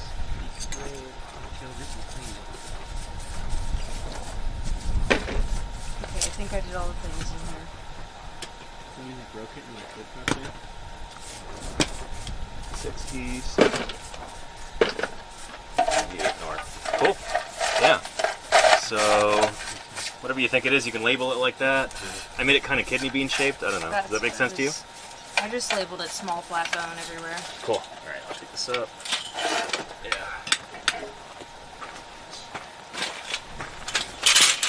And what's the number on it again? It's 197. Okay. So you do DBEW Cool. 197. Excellent. Yeah. So, let me show you at home, everybody, what we were working on. So there, it took a minute, but it's a lot faster than mapping often goes in this kind of situation. There's the bone right there in the middle of our 1 meter by 1 meter grid. And each of these different nails, as you see here, it's got a different number on it. This is 56 east, 98 north.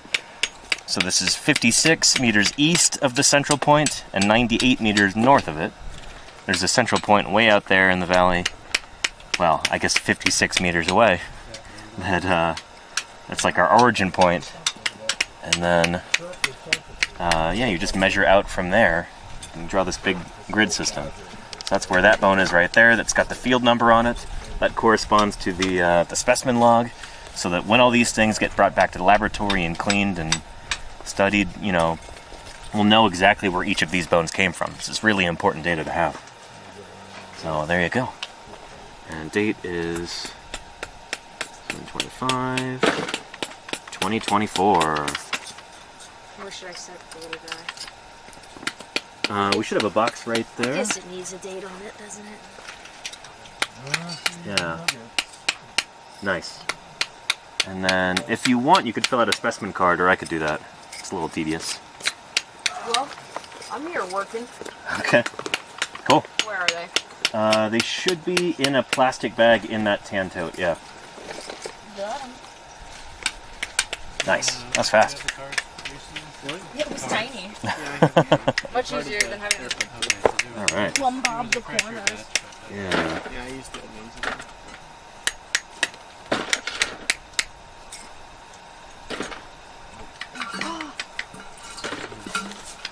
Good stuff. And Xander says, okay, I love this. Welcome, Xander. It's good to have you here. Welcome to Paleontologizing. This isn't Jurassic Park. This is the real deal. This is how we actually dig up dinosaurs. Not like in the movies. I don't know. I was just in Jurassic National Monument, and there was a sauropod femur just sticking out of the ground, beautiful, and it was sand around it. I was like, guys, you gotta film it. Oh man, that's awesome. And Cleveland, Illinois is such a cool place. Yeah. Yeah. And Kev says, thank you for showing us this side of what you do. You bet. Thanks for watching. I know, you know, the creation of a grid system like this is maybe not the most riveting kind of content to watch, but, you know, this is the real deal. This is authentic. That's how we actually do it, so it's important to show that.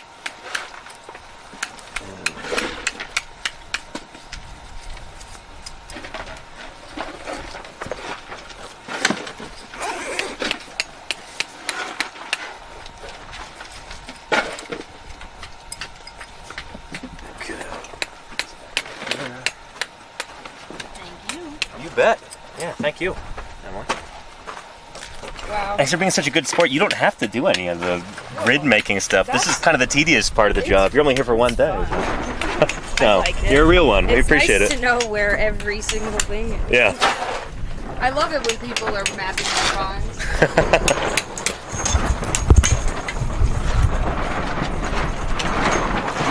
Oh boy.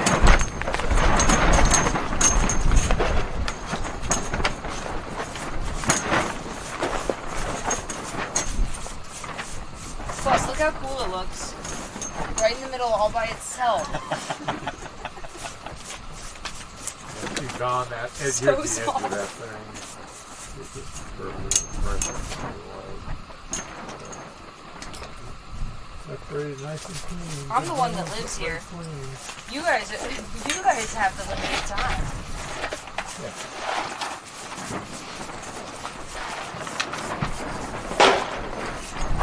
Let's see. A message from Mysterious Hooded Figure. That's a username. Could you please ask our archaeologist friend who worked in Egypt You talking about Don? No, Don's a paleontologist. He was digging fossils in Egypt. Although, I suppose he does know a thing or two about Egyptology as well. I'll see if you got a view on this, Don. What are your thoughts on John Anthony West and Robert Schoch? Schoch? Are they the guys you think the Sphinx is? Oh, I don't know. The Sphinx water erosion hypothesis, where pyramids are speculated to have been built on top of even older structures on the Giza Plateau. Yeah, pretty. Oh, yes. Really? Don gives that a big... The base of the Sphinx has some water-worn features, but they used a natural feature that they made. Almost certainly the Sphinx was created by Afra when he did the big pyramids. Gotcha. Interesting. Oh yeah, I mean he's talking like they're 10,000 years older than the pyramids or something. What? Yeah, no, they're tripping for sure. Huh. I don't Interesting. think any of the Egyptologists. Yeah.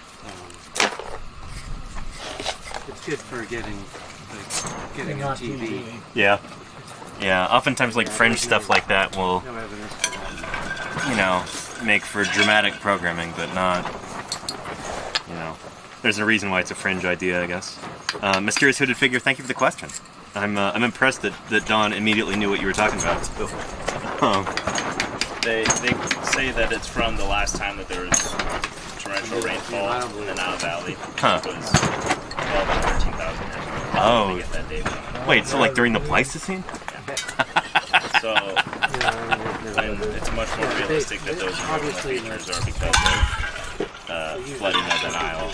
Yeah. Sheet flooding going over, pouring into that quarry. Sure. And you can actually differentiate. You do ratios of like solidity to find out if it was actually rainwater versus floodwater. Gotcha, It's yeah. pretty unanimously considered that it was flooding of the Nile River that caused that erosion. That makes a lot of sense. Those erosional features. Yeah. Yeah. Much more parsimonious answer. Thank you, Nick. That's cool. I don't know anything about this at all. Yeah.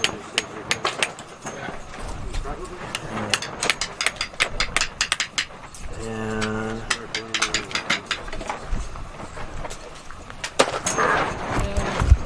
there we go. So many people that think that a scientist is closed-minded.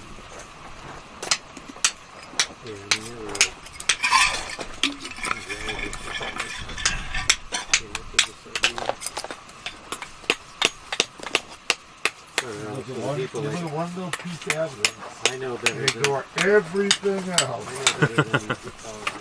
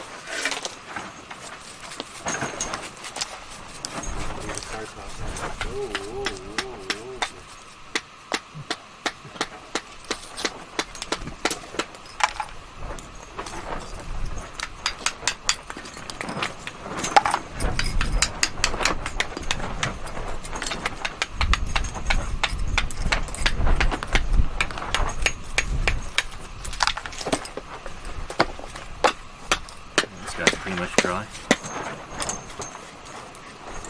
Put this in the nap. And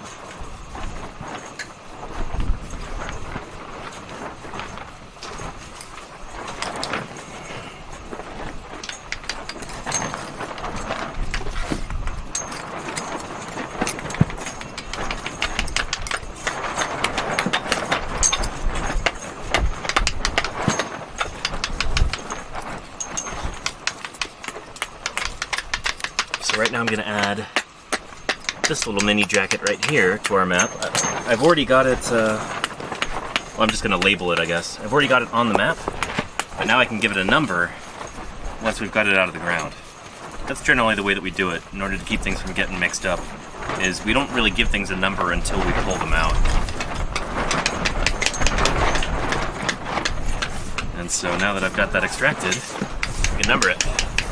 I was trying to take the upper cap off, I took the lower cap out.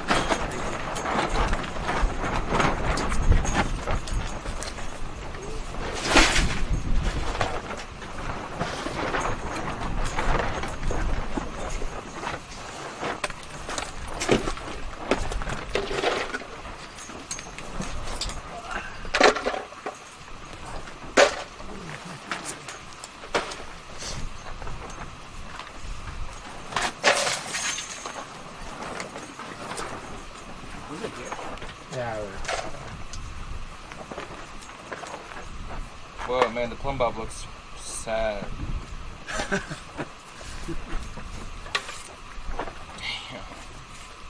That's Reach out some more string around, we'll just replace that. Yeah. There is another plumb bob too. Wow. Have a Drip, drip. gluified string. What's that? Drip, drip. Big time. Alright. So right now, what I'm doing is this guy I've got right here on our map. And so I'm going to look at the coordinate system, and then I can log it on our specimen log right there. Right here. Danny, watch your left, by the way. Thanks. Okay.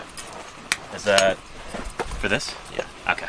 Yeah. I mean, there's these guys too. Oh, and there's those two. Ooh, thank you. Those aren't as good, but Still, still bones. I don't want to trod upon them. Put a nail under your butt. 53 is Right here. 53.55. You still have that Sharpie, Fisher? Look at Danny had asked. It might be over there. Your brain's functioning a little Let better. me find it for you. Some spares in there. Maximum brain function. I should also just keep track of where mine is, yeah. There's like an off-brand Sharpie. You must have had it over here. Yeah, I'm not sure where I put it. I did use it over there. Yeah. Did you put it in the inside the other notebook? I shouldn't have. It's supposed to go in here.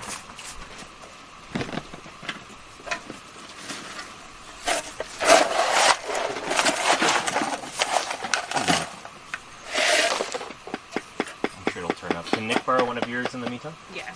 Cool. If they want. One of the like 5 Sharpies in here is good. Oh, I found it. It's right here. Thank you. Might as well use it on this guy.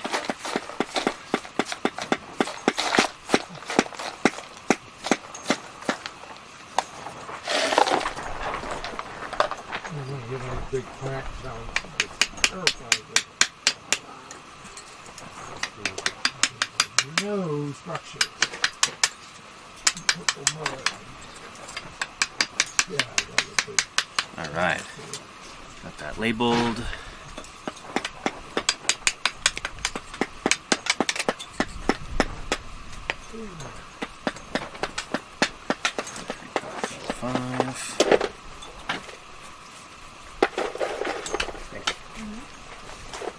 Nope, that's not right.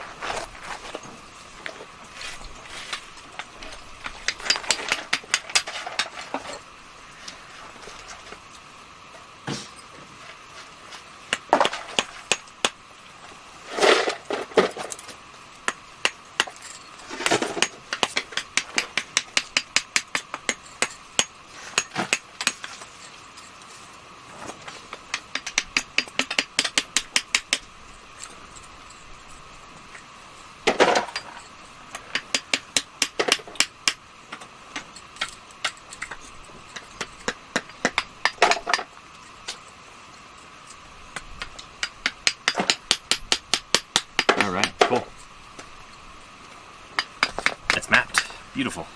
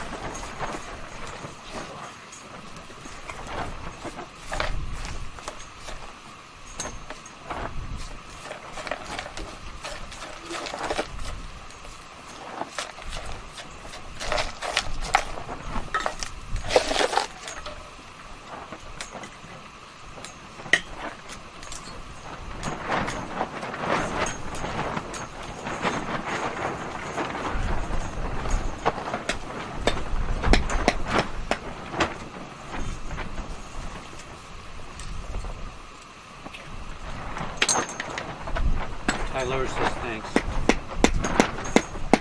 Congrats from the building full of gang.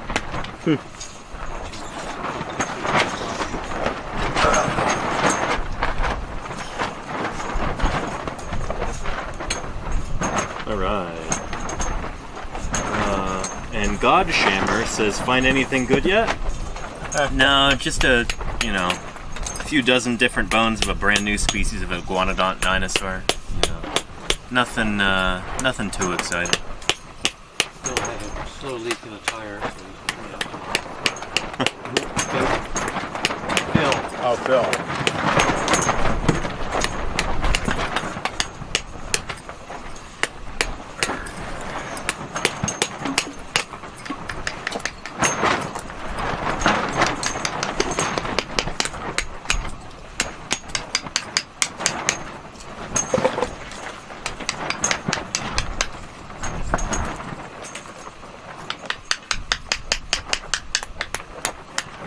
Answering questions. This is something I just bottom jacketed today, so this is something that's been kind of the star of the show lately. This big old humerus that I've been working on. Big old upper arm bone from this iguanodont dinosaur. And that's been pretty cool. So, really beautiful bone. Viewers who were here over the last week were able to see this a number of times before it actually got safely jacketed like this, but we've got it nice and cocooned. We'll get it safely back to the laboratory now. Don't have to worry about it as much. But they already had a job waiting at Exxon or Amoco, so there you go. I'm like, piece of crap work, and they got a huge job with an oil company, so you got to get them out. It doesn't matter what they did at this point. You may be a donor someday. And man. Freaky Feline says, to think that we're witnessing you guys digging up bones of a new species of dinosaur in real time is wild. Pretty cool, right? Yeah. That's why I'm so excited to share this with you.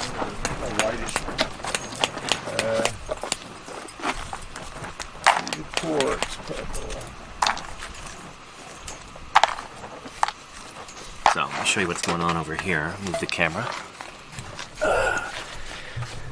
So, in here we've got some more bone kind of lurking in there. See that? I've already hit it with some glue a few days ago. That's why it's so shiny.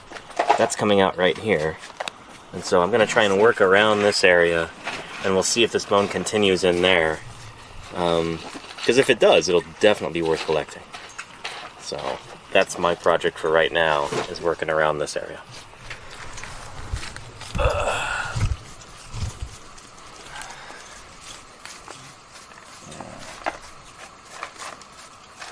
Yeah.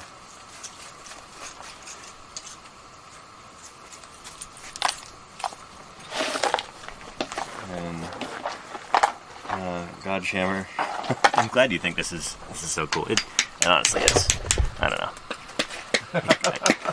I'm not going to say it's not cool, you know? Yeah, I mean, nobody likes false modesty. This is your life. Yeah. Oh, yeah. I mean, it's my life. I love what I do. They pay us to do this too. I know I've been doing this over 50 years. Every bone is just as exciting as the first one. I mean, you know, what else is like that? Yeah. Good stuff. You never know. Do a lot of softening and just burrowing down now around the spot. It's hard.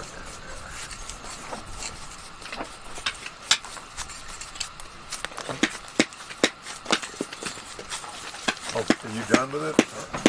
It's mine. Oh, well.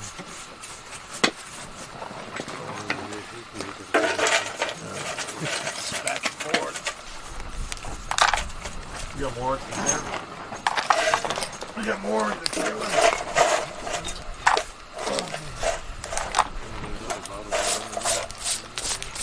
This is the way the rock is here. It's going down and dropping it. It feels up pretty good. Yeah, we can clear more above you there too. What's this? And we can clear more in that direction too. Oh, yeah. And it has not been named yet. Darwin 1490? No. It'll probably be maybe a couple years until it does get named. I don't know. DINOSAUR Dig. Iguanodont, yeah. After Yeah, Don DeBlue. Don's tooth. We already have it on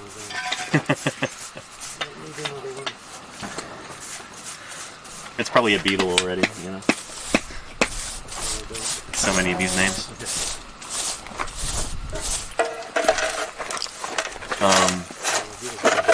Yeah, so Karen's presenting on this at SVP this year, but how long until you think the thing actually gets in press? It'll be a few years. She's working on it. I mean, we do have a lot of material. So it's going to be at least a couple years before this thing gets announced, before it gets published. But stay tuned. More material usually means slower. Yeah, if you got one tooth, it's a lot quicker. Go through the skulls, Some people in chat were joking that we should have Fisherodon. Like, oh, new species. Fisher just found a tooth taxon. Name it, name it. It's not unheard of. Zookeys, do it now. Joking. There are many a Mesozoic mammal named only from teeth. Oh yeah. Well, a lot of Mesozoic mammals hadn't actually evolved bodies yet, right? What's this? A lot of Mesozoic mammals, they'd not yet evolved bodies. They're just teeth. Oh yeah, there's a lot of things. Mammals, you can do that. Teeth and ears.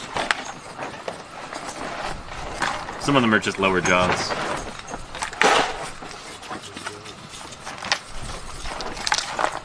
Other dinosaurs.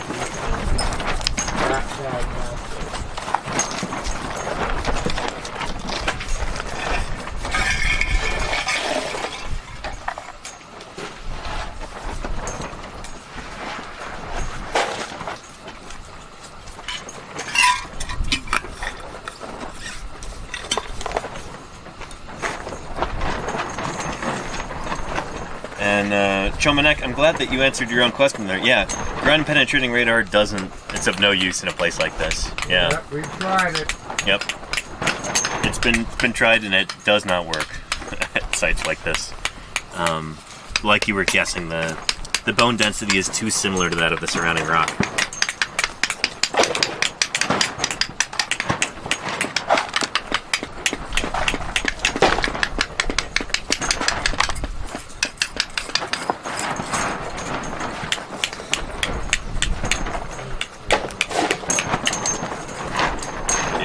It's good to have you here, though. Great question. Let's see. Where was the case of that one Allosaurus skull? That was radiation. Body? Yeah. Yeah. Only because it was, Yeah. Only because it has a special case. Was that Ramal Jones, Jim, who did the found the Allosaurus gimatsoni skull? Radiological technician. Huh. And they knew where to look. So Yeah. Which helped. They didn't have to be near that. That's not the one that's at Dinosaur National Monument on display, right? What? In collections is the flat one, right? Not that Yeah, it's you curated it. Oh, okay.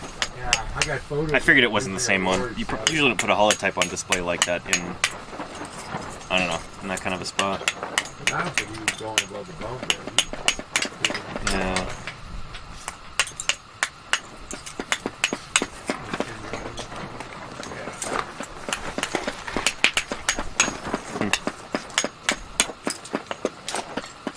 Yep, and dinosaur out the Carroll and then going out the road.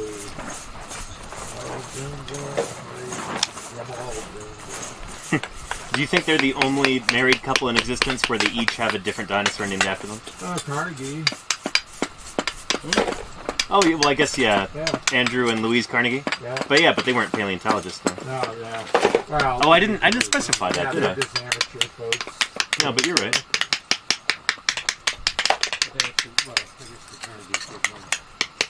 Yeah. Oh, this is Patasaurus louisae, valuable. Diplodocus carnegii. Money is valuable. Yeah. Jim Kirkman. And FN long. I'm not going to be. We're not in the habit of taking souvenirs from sites like this. That's not how it works. Yeah. Sorry. Even if it is just surrounding matrix, like, yeah.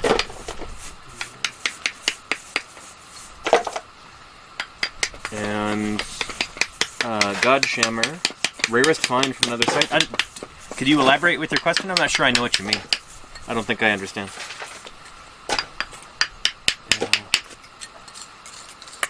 Hey, Vision. Hi. Is this going into my area?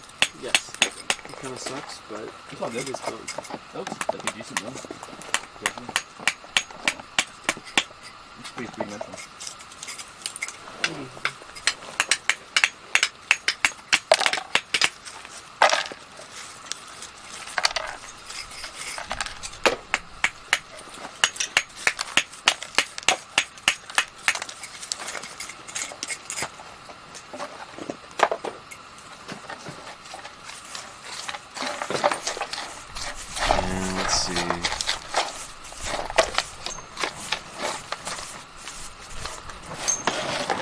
Oh, and the rock that we put in the white tubs, parathetamol.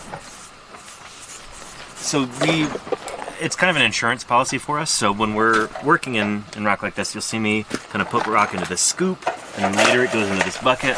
And so there's kind of multiple layers of safety there, where like, if you pick something up and you throw it in there and you realize, oh shoot, maybe there was bone in there, then you can check. Before you just, that's why we don't just immediately throw all these things over our shoulder, because you want to be able to check just in case there's a piece of bone missing or something like that. Yeah, it's not like all of this gets greenwashed or anything like that. We don't have those kinds of resources, unfortunately. It'd be cool. Yeah, this is mudstone, so it just turned to muck. But yeah. And Godshammer says, did you ever find something that made you go, what's this fossil doing here? Not really. I don't know. I've never really found anything quite like that where I was super surprised to see it. There have been a number of dinosaur sites that I've worked at where they were rare. Like, in 20 years of digging, nobody had found that kind of animal in that particular place. But nothing super unprecedented. Like, I don't know, when I was working in the Hell Creek with Museum of the Rockies, we had a site that was a Leptoceratops bone bed, and so just tons of individuals of Leptoceratops in there. And in the previous, 20 years of work in the Hell Creek, nobody had ever found, no, I'll say 10 years. Previous 10 years of systematic work in the Hell Creek, sometimes with, a few dozen people on the cruise each summer, no one had found a single scrap of Leptoceratops anywhere. But, I don't know, Denver Fowler discovered this site, and turns out there's a trick to finding those leptos. There's a certain kind of environment that they really like, and if you're able to find that, you will find Leptoceratops. They're not rare, it's just they're very particular about where they were living. I wish I could tell you more about that, but it's not yet published. But it'll be exciting when it comes out. I promise you.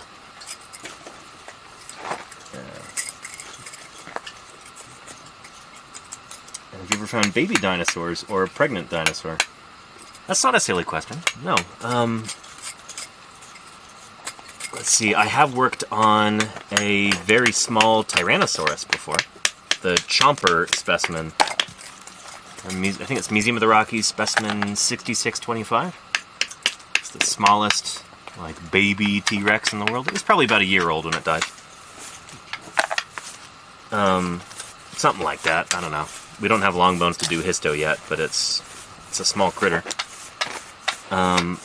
I've never found a gravid dinosaur, a dinosaur who's, you know, ready to lay her eggs, but I think that has happened. There's been a gravid dinosaur somewhere in China, right? Oh yeah, Leonard. Yeah. That time, one of the things that provides supportive evidence that they had 2 functional oviducts. Right, yeah. Because there's an egg in each one coming down. Mm-hmm. I remember Dave Verricchio talking about that back in like the 90s, because you find these theropod eggs laid in pairs in the nest. So he thinks that there were 2 oviducts. Modern birds only have 1 oviduct. That's functional. Yeah, that's functional, yeah. I guess the other one is, there's remnants of it there, but... Oh yeah. Yeah. So that was a weight-saving measure, we think, for when birds took to the air. They, you know, kind of losing one of those oviducts in order to be more lightweight to fly.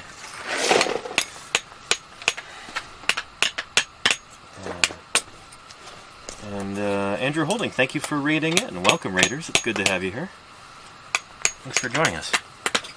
Welcome to Eastern Utah. Welcome to the earliest Cretaceous period here. Of the very bottom of the Cedar Mountain Formation. The Berryasian. The Berryasian stage, yeah. Holy cow. Science word for the day. Say it together now.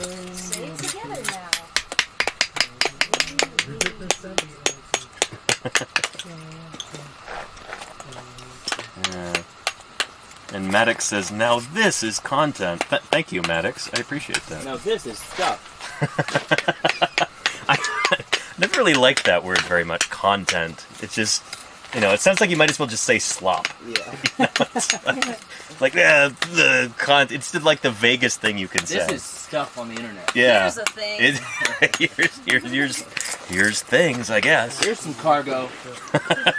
Not watching paint dry. Yeah. This is much fun. But yeah. I don't know. I hope that what we're doing is interesting. Thanks, And though. Yeah, sorry about all that. What? Sorry about that. No, not at all.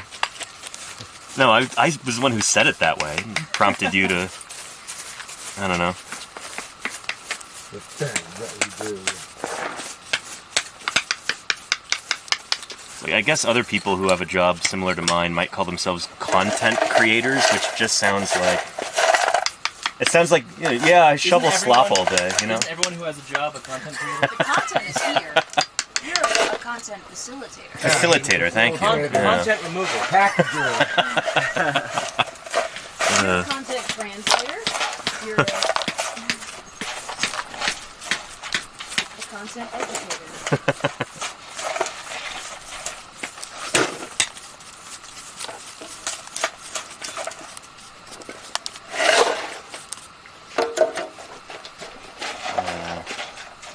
I mean, is there a word for your work that you're content with? I guess I am a content creator. Yeah, I suppose so. You know, I like what I do. Happy doing this. Creating content. Creating contentment, yeah. Yeah. Much better than creating contempt. I think there are probably a lot of content creators who create a lot of contempt. For themselves and others, yeah. That's a good point, Fisher.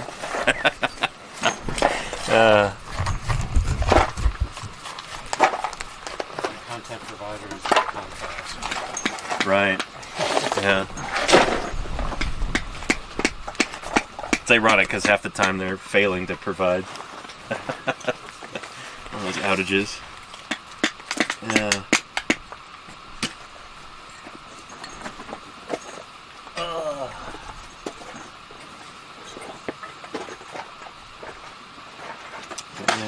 see. And Navoa had a question. Let me see if I can find that. Yep, I think we've got a nice plant mass separator right here.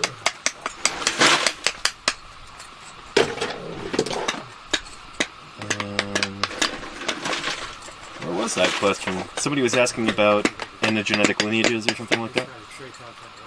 Try to find the message here.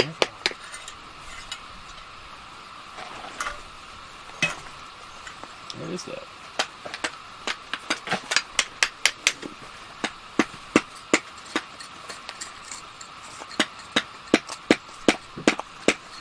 Oh, thank you, Claire, for reposting that. Do you find evolutionary changes in the same species, considering the time periods involved? Depends on who you ask. Yeah. So, it's a little tricky with dinosaurs because our sample size for dinosaurs is often fairly low. We don't have a whole lot of individuals. But for Fisher, I'm sure you could think of examples of like anagenesis and mammal lineages. Oh yeah. Yeah, there's a lot. Yeah. Especially in the Cenozoic. Yeah. So what that means is just like linear evolution, without branching. So rather than one species splitting into two, instead you might just have one population that's kind of slowly changing over time without speciating, without new species forming. I guess you can call them like, it becomes kind of a ship of Theseus kind of thing. Like, at what point do you call it a new species if there's no branching event? If it's just one population that's slowly changing over time. We call that anagenesis. And we've got a number of different dinosaur lineages that are proposed to be anagenetic. So, like, Triceratops in the Hell Creek is the classic example, where you've got Triceratops horridus at the bottom of the formation with a small little nose horn, and then in the middle of the formation, nose horn gets a little bit bigger. That one's not named yet, but that's in the middle of the Hell Creek. And then at the top, so after about 2 million years, you get Triceratops prorsus up there, with these, kind of compressed brow horns and then a big honkin' nasal horn. Big horn on the nose. And it's cool to sort of like watch this transition take place throughout the Hell Creek. But that's only possible because we have, there's probably been like 1,000 different Triceratops skulls that have been dug up over the years. There's like 100 of them just at Museum of the Rockies alone, where I used to work. Yeah, it's cool stuff. But you need a big sample size if you want to really be able to demonstrate that beyond a shadow of a doubt that you've got anagenesis going on. The forams are a great example, yeah. Yeah. Foraminifera, these tiny little, are they protists? Yeah. Foraminifera? Yeah. Little ocean microorganisms. Yeah. But you can get thousands and thousands of specimens of them, without even having to dig up a school bus-sized dinosaur or anything, They're super, super tiny critters that you can get in, like in sediment cores and stuff like that. Look at them under the microscope. Yeah. And Freaky Feline says, have mummified dinosaurs ever been found? Yes. Yes, in probably more ways than one. Did the ancient Egyptians, Don, did they mummify ibises or anything like that? Oh yeah. Yeah. Thousands and thousands. Shoot. Tricks. That was the question. They're not literally mummies, the dinosaurs. Yeah. But So they have soft tissue preservation. Right? yeah, when we're talking about like, Mummy, Ethan makes a good point there. Yeah. When we're talking about like dinosaur mummies, from the Mesozoic, non-bird dinosaurs. Yeah, you can pick one that soft tissue so preserved. Yeah. Yeah, but it's still rock, right? So in the mummy, You just in permineralize an it. Egyptian mummy, it's made out of soft tissue that's just Oh, they dehydrated. inject stuff into it, Sure. Yeah. so they're permineralizing. Okay. Yeah, I mean, they're all Well, so mostly just like desiccation, right? Mostly desiccation. So mummified Usually dinosaur salt. is still made out of yeah, rock. solid stuff. They're adding stuff to it to preserve These it. discussions. When dinosaurs do it, like we see it in Mexico, it's solid. He's up. It's really cool. It's like J-shaped. Yeah. Oh, no, they're definitely dinosaur I mummies. wonder what it be. Yeah, so when we get a dinosaur mummy, that's when there's usually skin or impressions of skin that are preserved in the rock. Turned to rock, basically. And sometimes you also get, like, ligaments, musculature, that kind of thing. Maybe it's some It's Seiko British with eggs. Because like this is What's clearly that? a vert, right? Or the shape, It's it's British. vert shape. It's a And mummy. then maybe this is an adjacent fused sickle. Oh, there you go. It was That's why back. it's so wide. Well, it could just be a section of it, but Is there any skull bone that could potentially be? It's like weirdly shaped. I think. I mean, it's kind of thick for that. it's just hard to say because I can't see any of it. Like I don't know exactly where anything is. This is And very funny lag in the but I don't door. know what the actual margin of the bone looks like here or here. I went to a museum once and they had a mummified mouse. It was just a round ball of bandages. Oh, I assume you're joking, sad but museum. I don't know. The Museum of Mouse Torture. Oh no. Any new bones over here? No, just chunks, just little bits of stuff. Little bits, eh? Little beats. Little beats. Yeah, nothing too exciting, unfortunately. I made a beautiful flat floor. You sure did. Beautiful Nice floor. seat. Just let's take a moment. Wow. Wow. Oh, inside jokes. This is the plane I want it to be on. Tis the plane. I couldn't go deeper, otherwise there'd be a bowl in the bowl. Wash. You can't double back, bowl. so Can't double. It's really cool. I wouldn't have Right there. that. Howie alligator. And Legum, of course, says, no, that wasn't a joke. It was real, and I laughed at it. There was an X-ray image showing the little mouse inside. That's actually pretty cool. Yeah.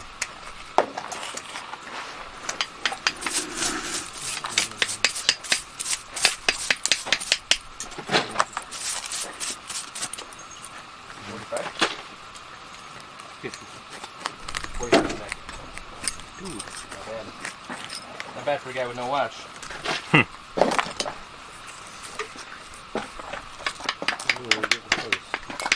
Ooh, we got bone. You have a little bottle going for water? I'm glad I was careful here. No, I don't think I did. All right. So let me show you, chat. I showed you earlier. Down here, we've got. Oh, let me brush that aside. I got some debris in there. But there's bone in there. There's bone here. I found this a couple days ago, and so that's just been hanging out here. And I just peeled this bit of rock off, and look, we've got more bone going in right there. So it looks kind of ribby, maybe. It could be part of a vertebra. Yeah, I'll hit that with some glue right now. And we'll make sure that...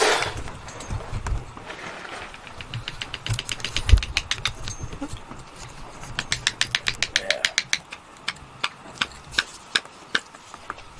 Make sure we collect this thing, I guess. Good stuff. Yeah. So, this is our glue that we apply. Polyvinyl acetate glue. PVA. Yeah, B72 acryloid, right? Acryloid. Or acryldid.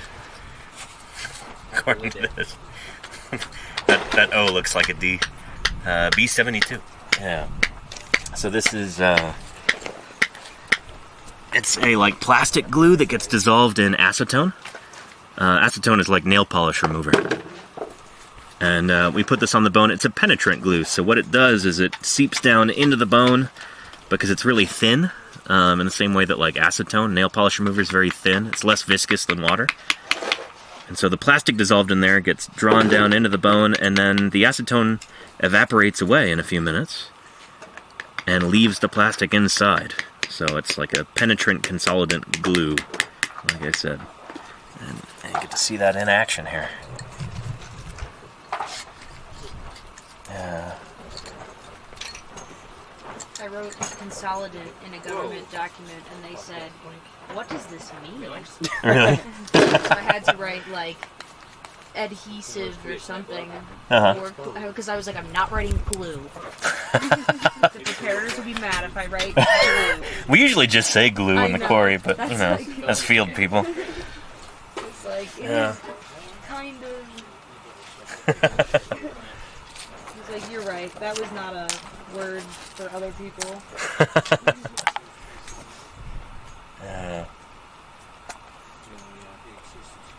Rabid Rhino wants to know what's our best guess as to the amount of glue we go through by the end of one of these digs. 60 gallons? No. No, probably maybe a 2. 2 liter bottle, you think? Probably more than that, I imagine. It depends. I don't know. Yeah. We used to go through maybe like 30 gallons in a season in the Hell Creek, but we'd be like working on multiple triceratops, and they're super thirsty. And those bones are enormous. Hot out there. Yeah. Hot out there. Shirt. It's like separated so nice. Yeah. Does anybody have a gypsona within throwing distance? I do. Let me tear off. You a currently couple engaged? pieces. Oh, thanks, Danny. Good catch. Sweet. Yeah. And does it destroy DNA, the glue that we use? I mean, we don't expect to find DNA in these fossils anyway. They're way too old for that. But yeah, if there's any kind of biomolecule in there whatsoever, the glue is probably not good for it. So like,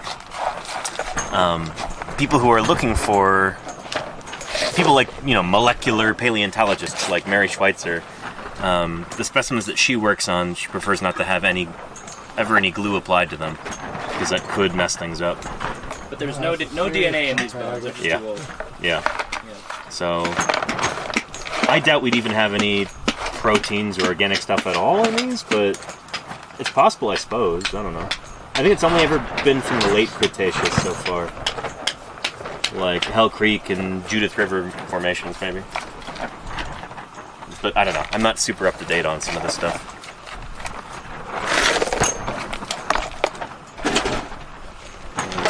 And collagen. There you go, Dr. Hubbs. Yeah. Yeah.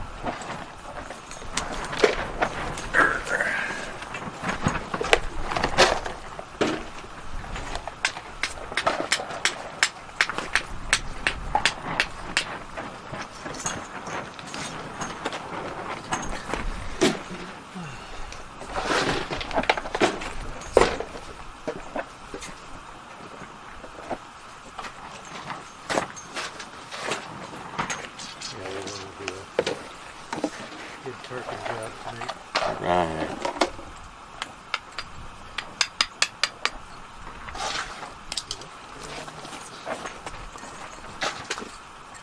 Yeah, 556 people watching right now. Not too shabby. Yeah. And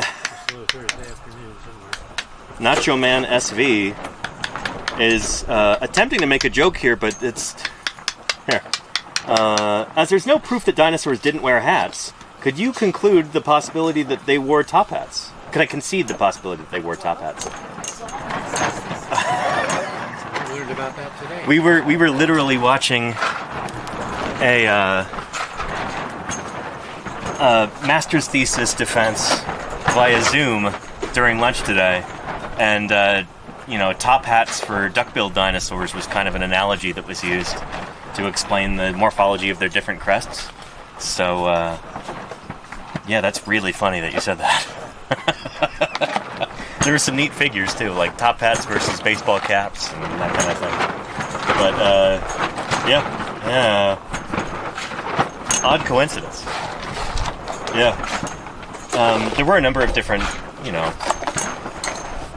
dinosaurs with kind of crazy headgear that they evolved, but they weren't hats. They couldn't take them off. It's made from the skull bones.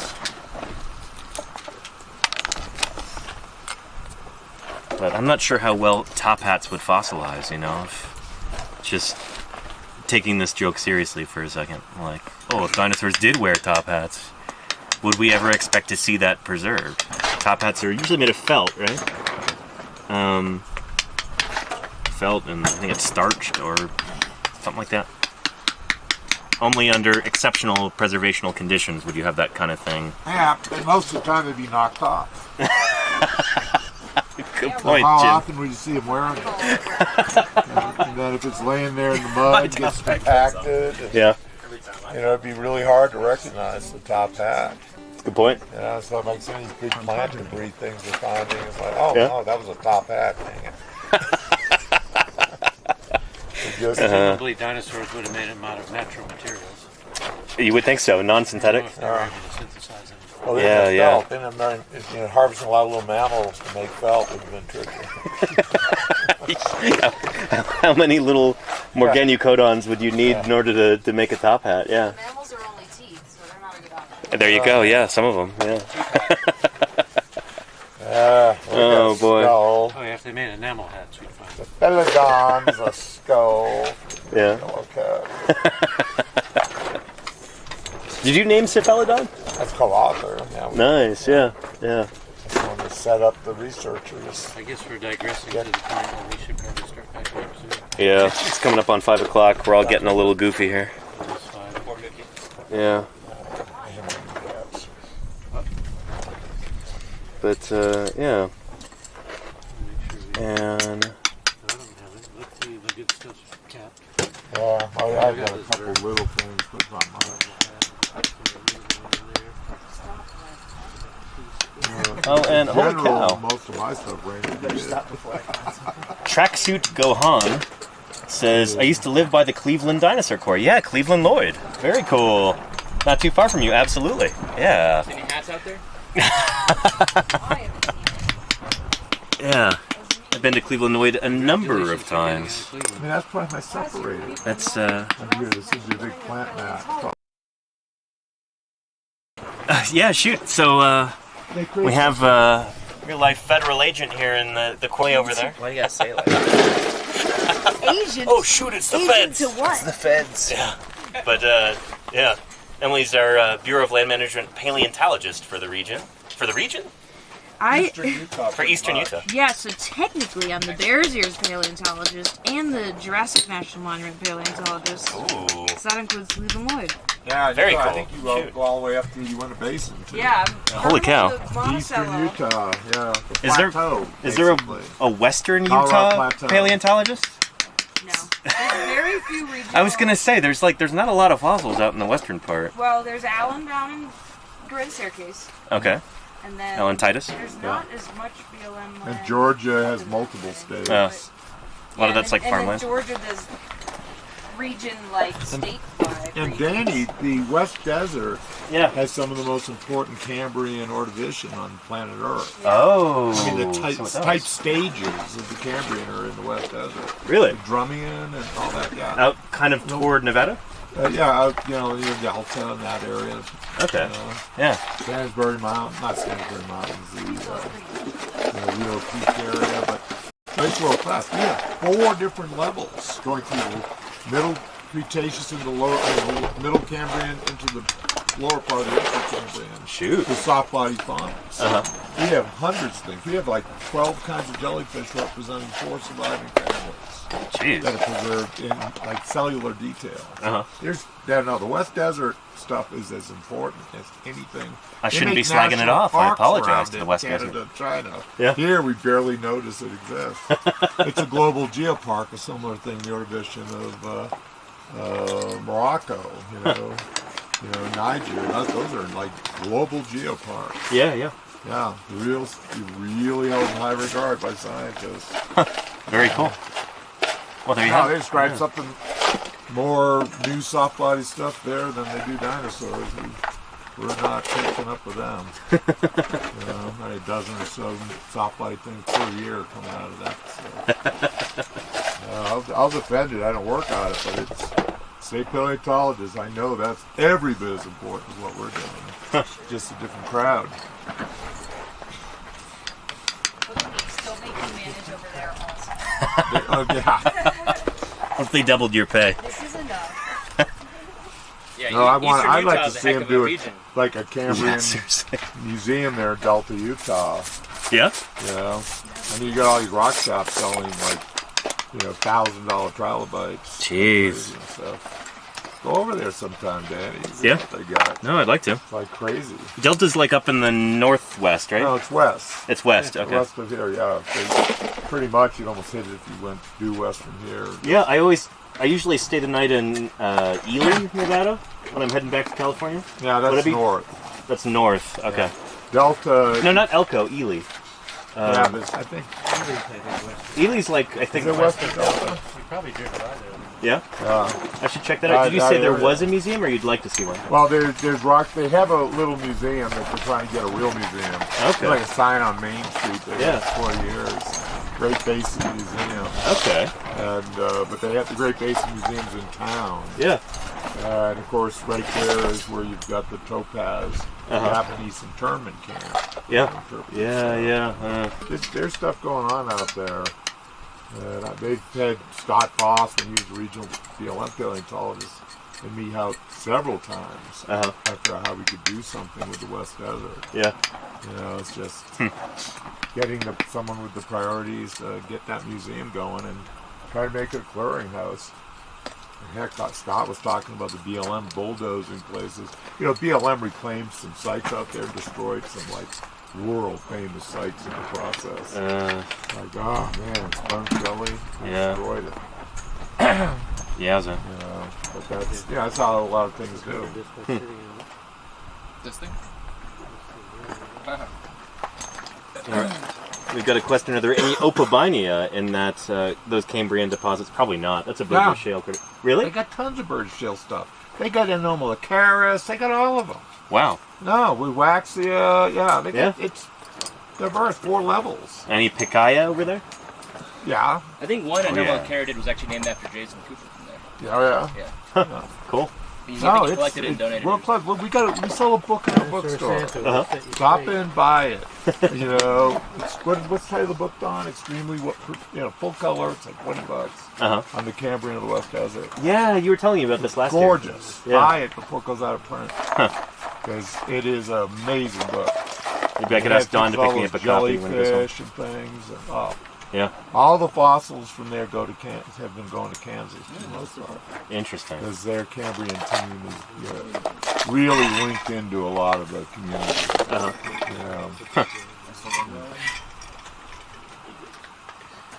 So there is good things happening. Things are being described regularly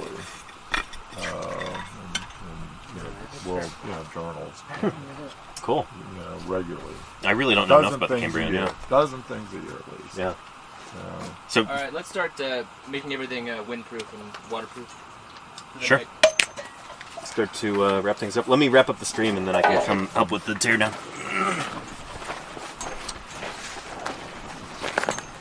All right. What we were talking about right there was Cambrian fossils.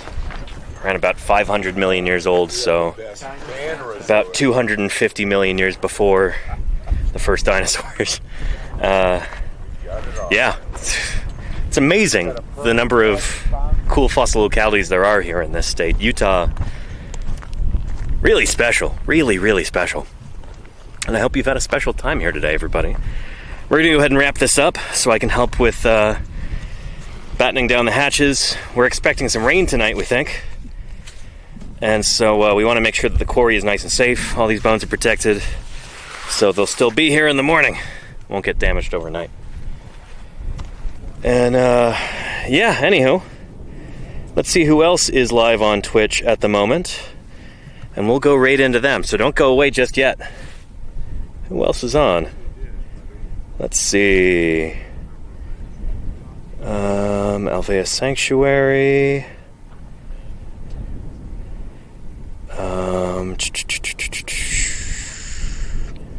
Let's see. Yeah, let's go read into Alvea's Sanctuary. That'd be good. Here we go.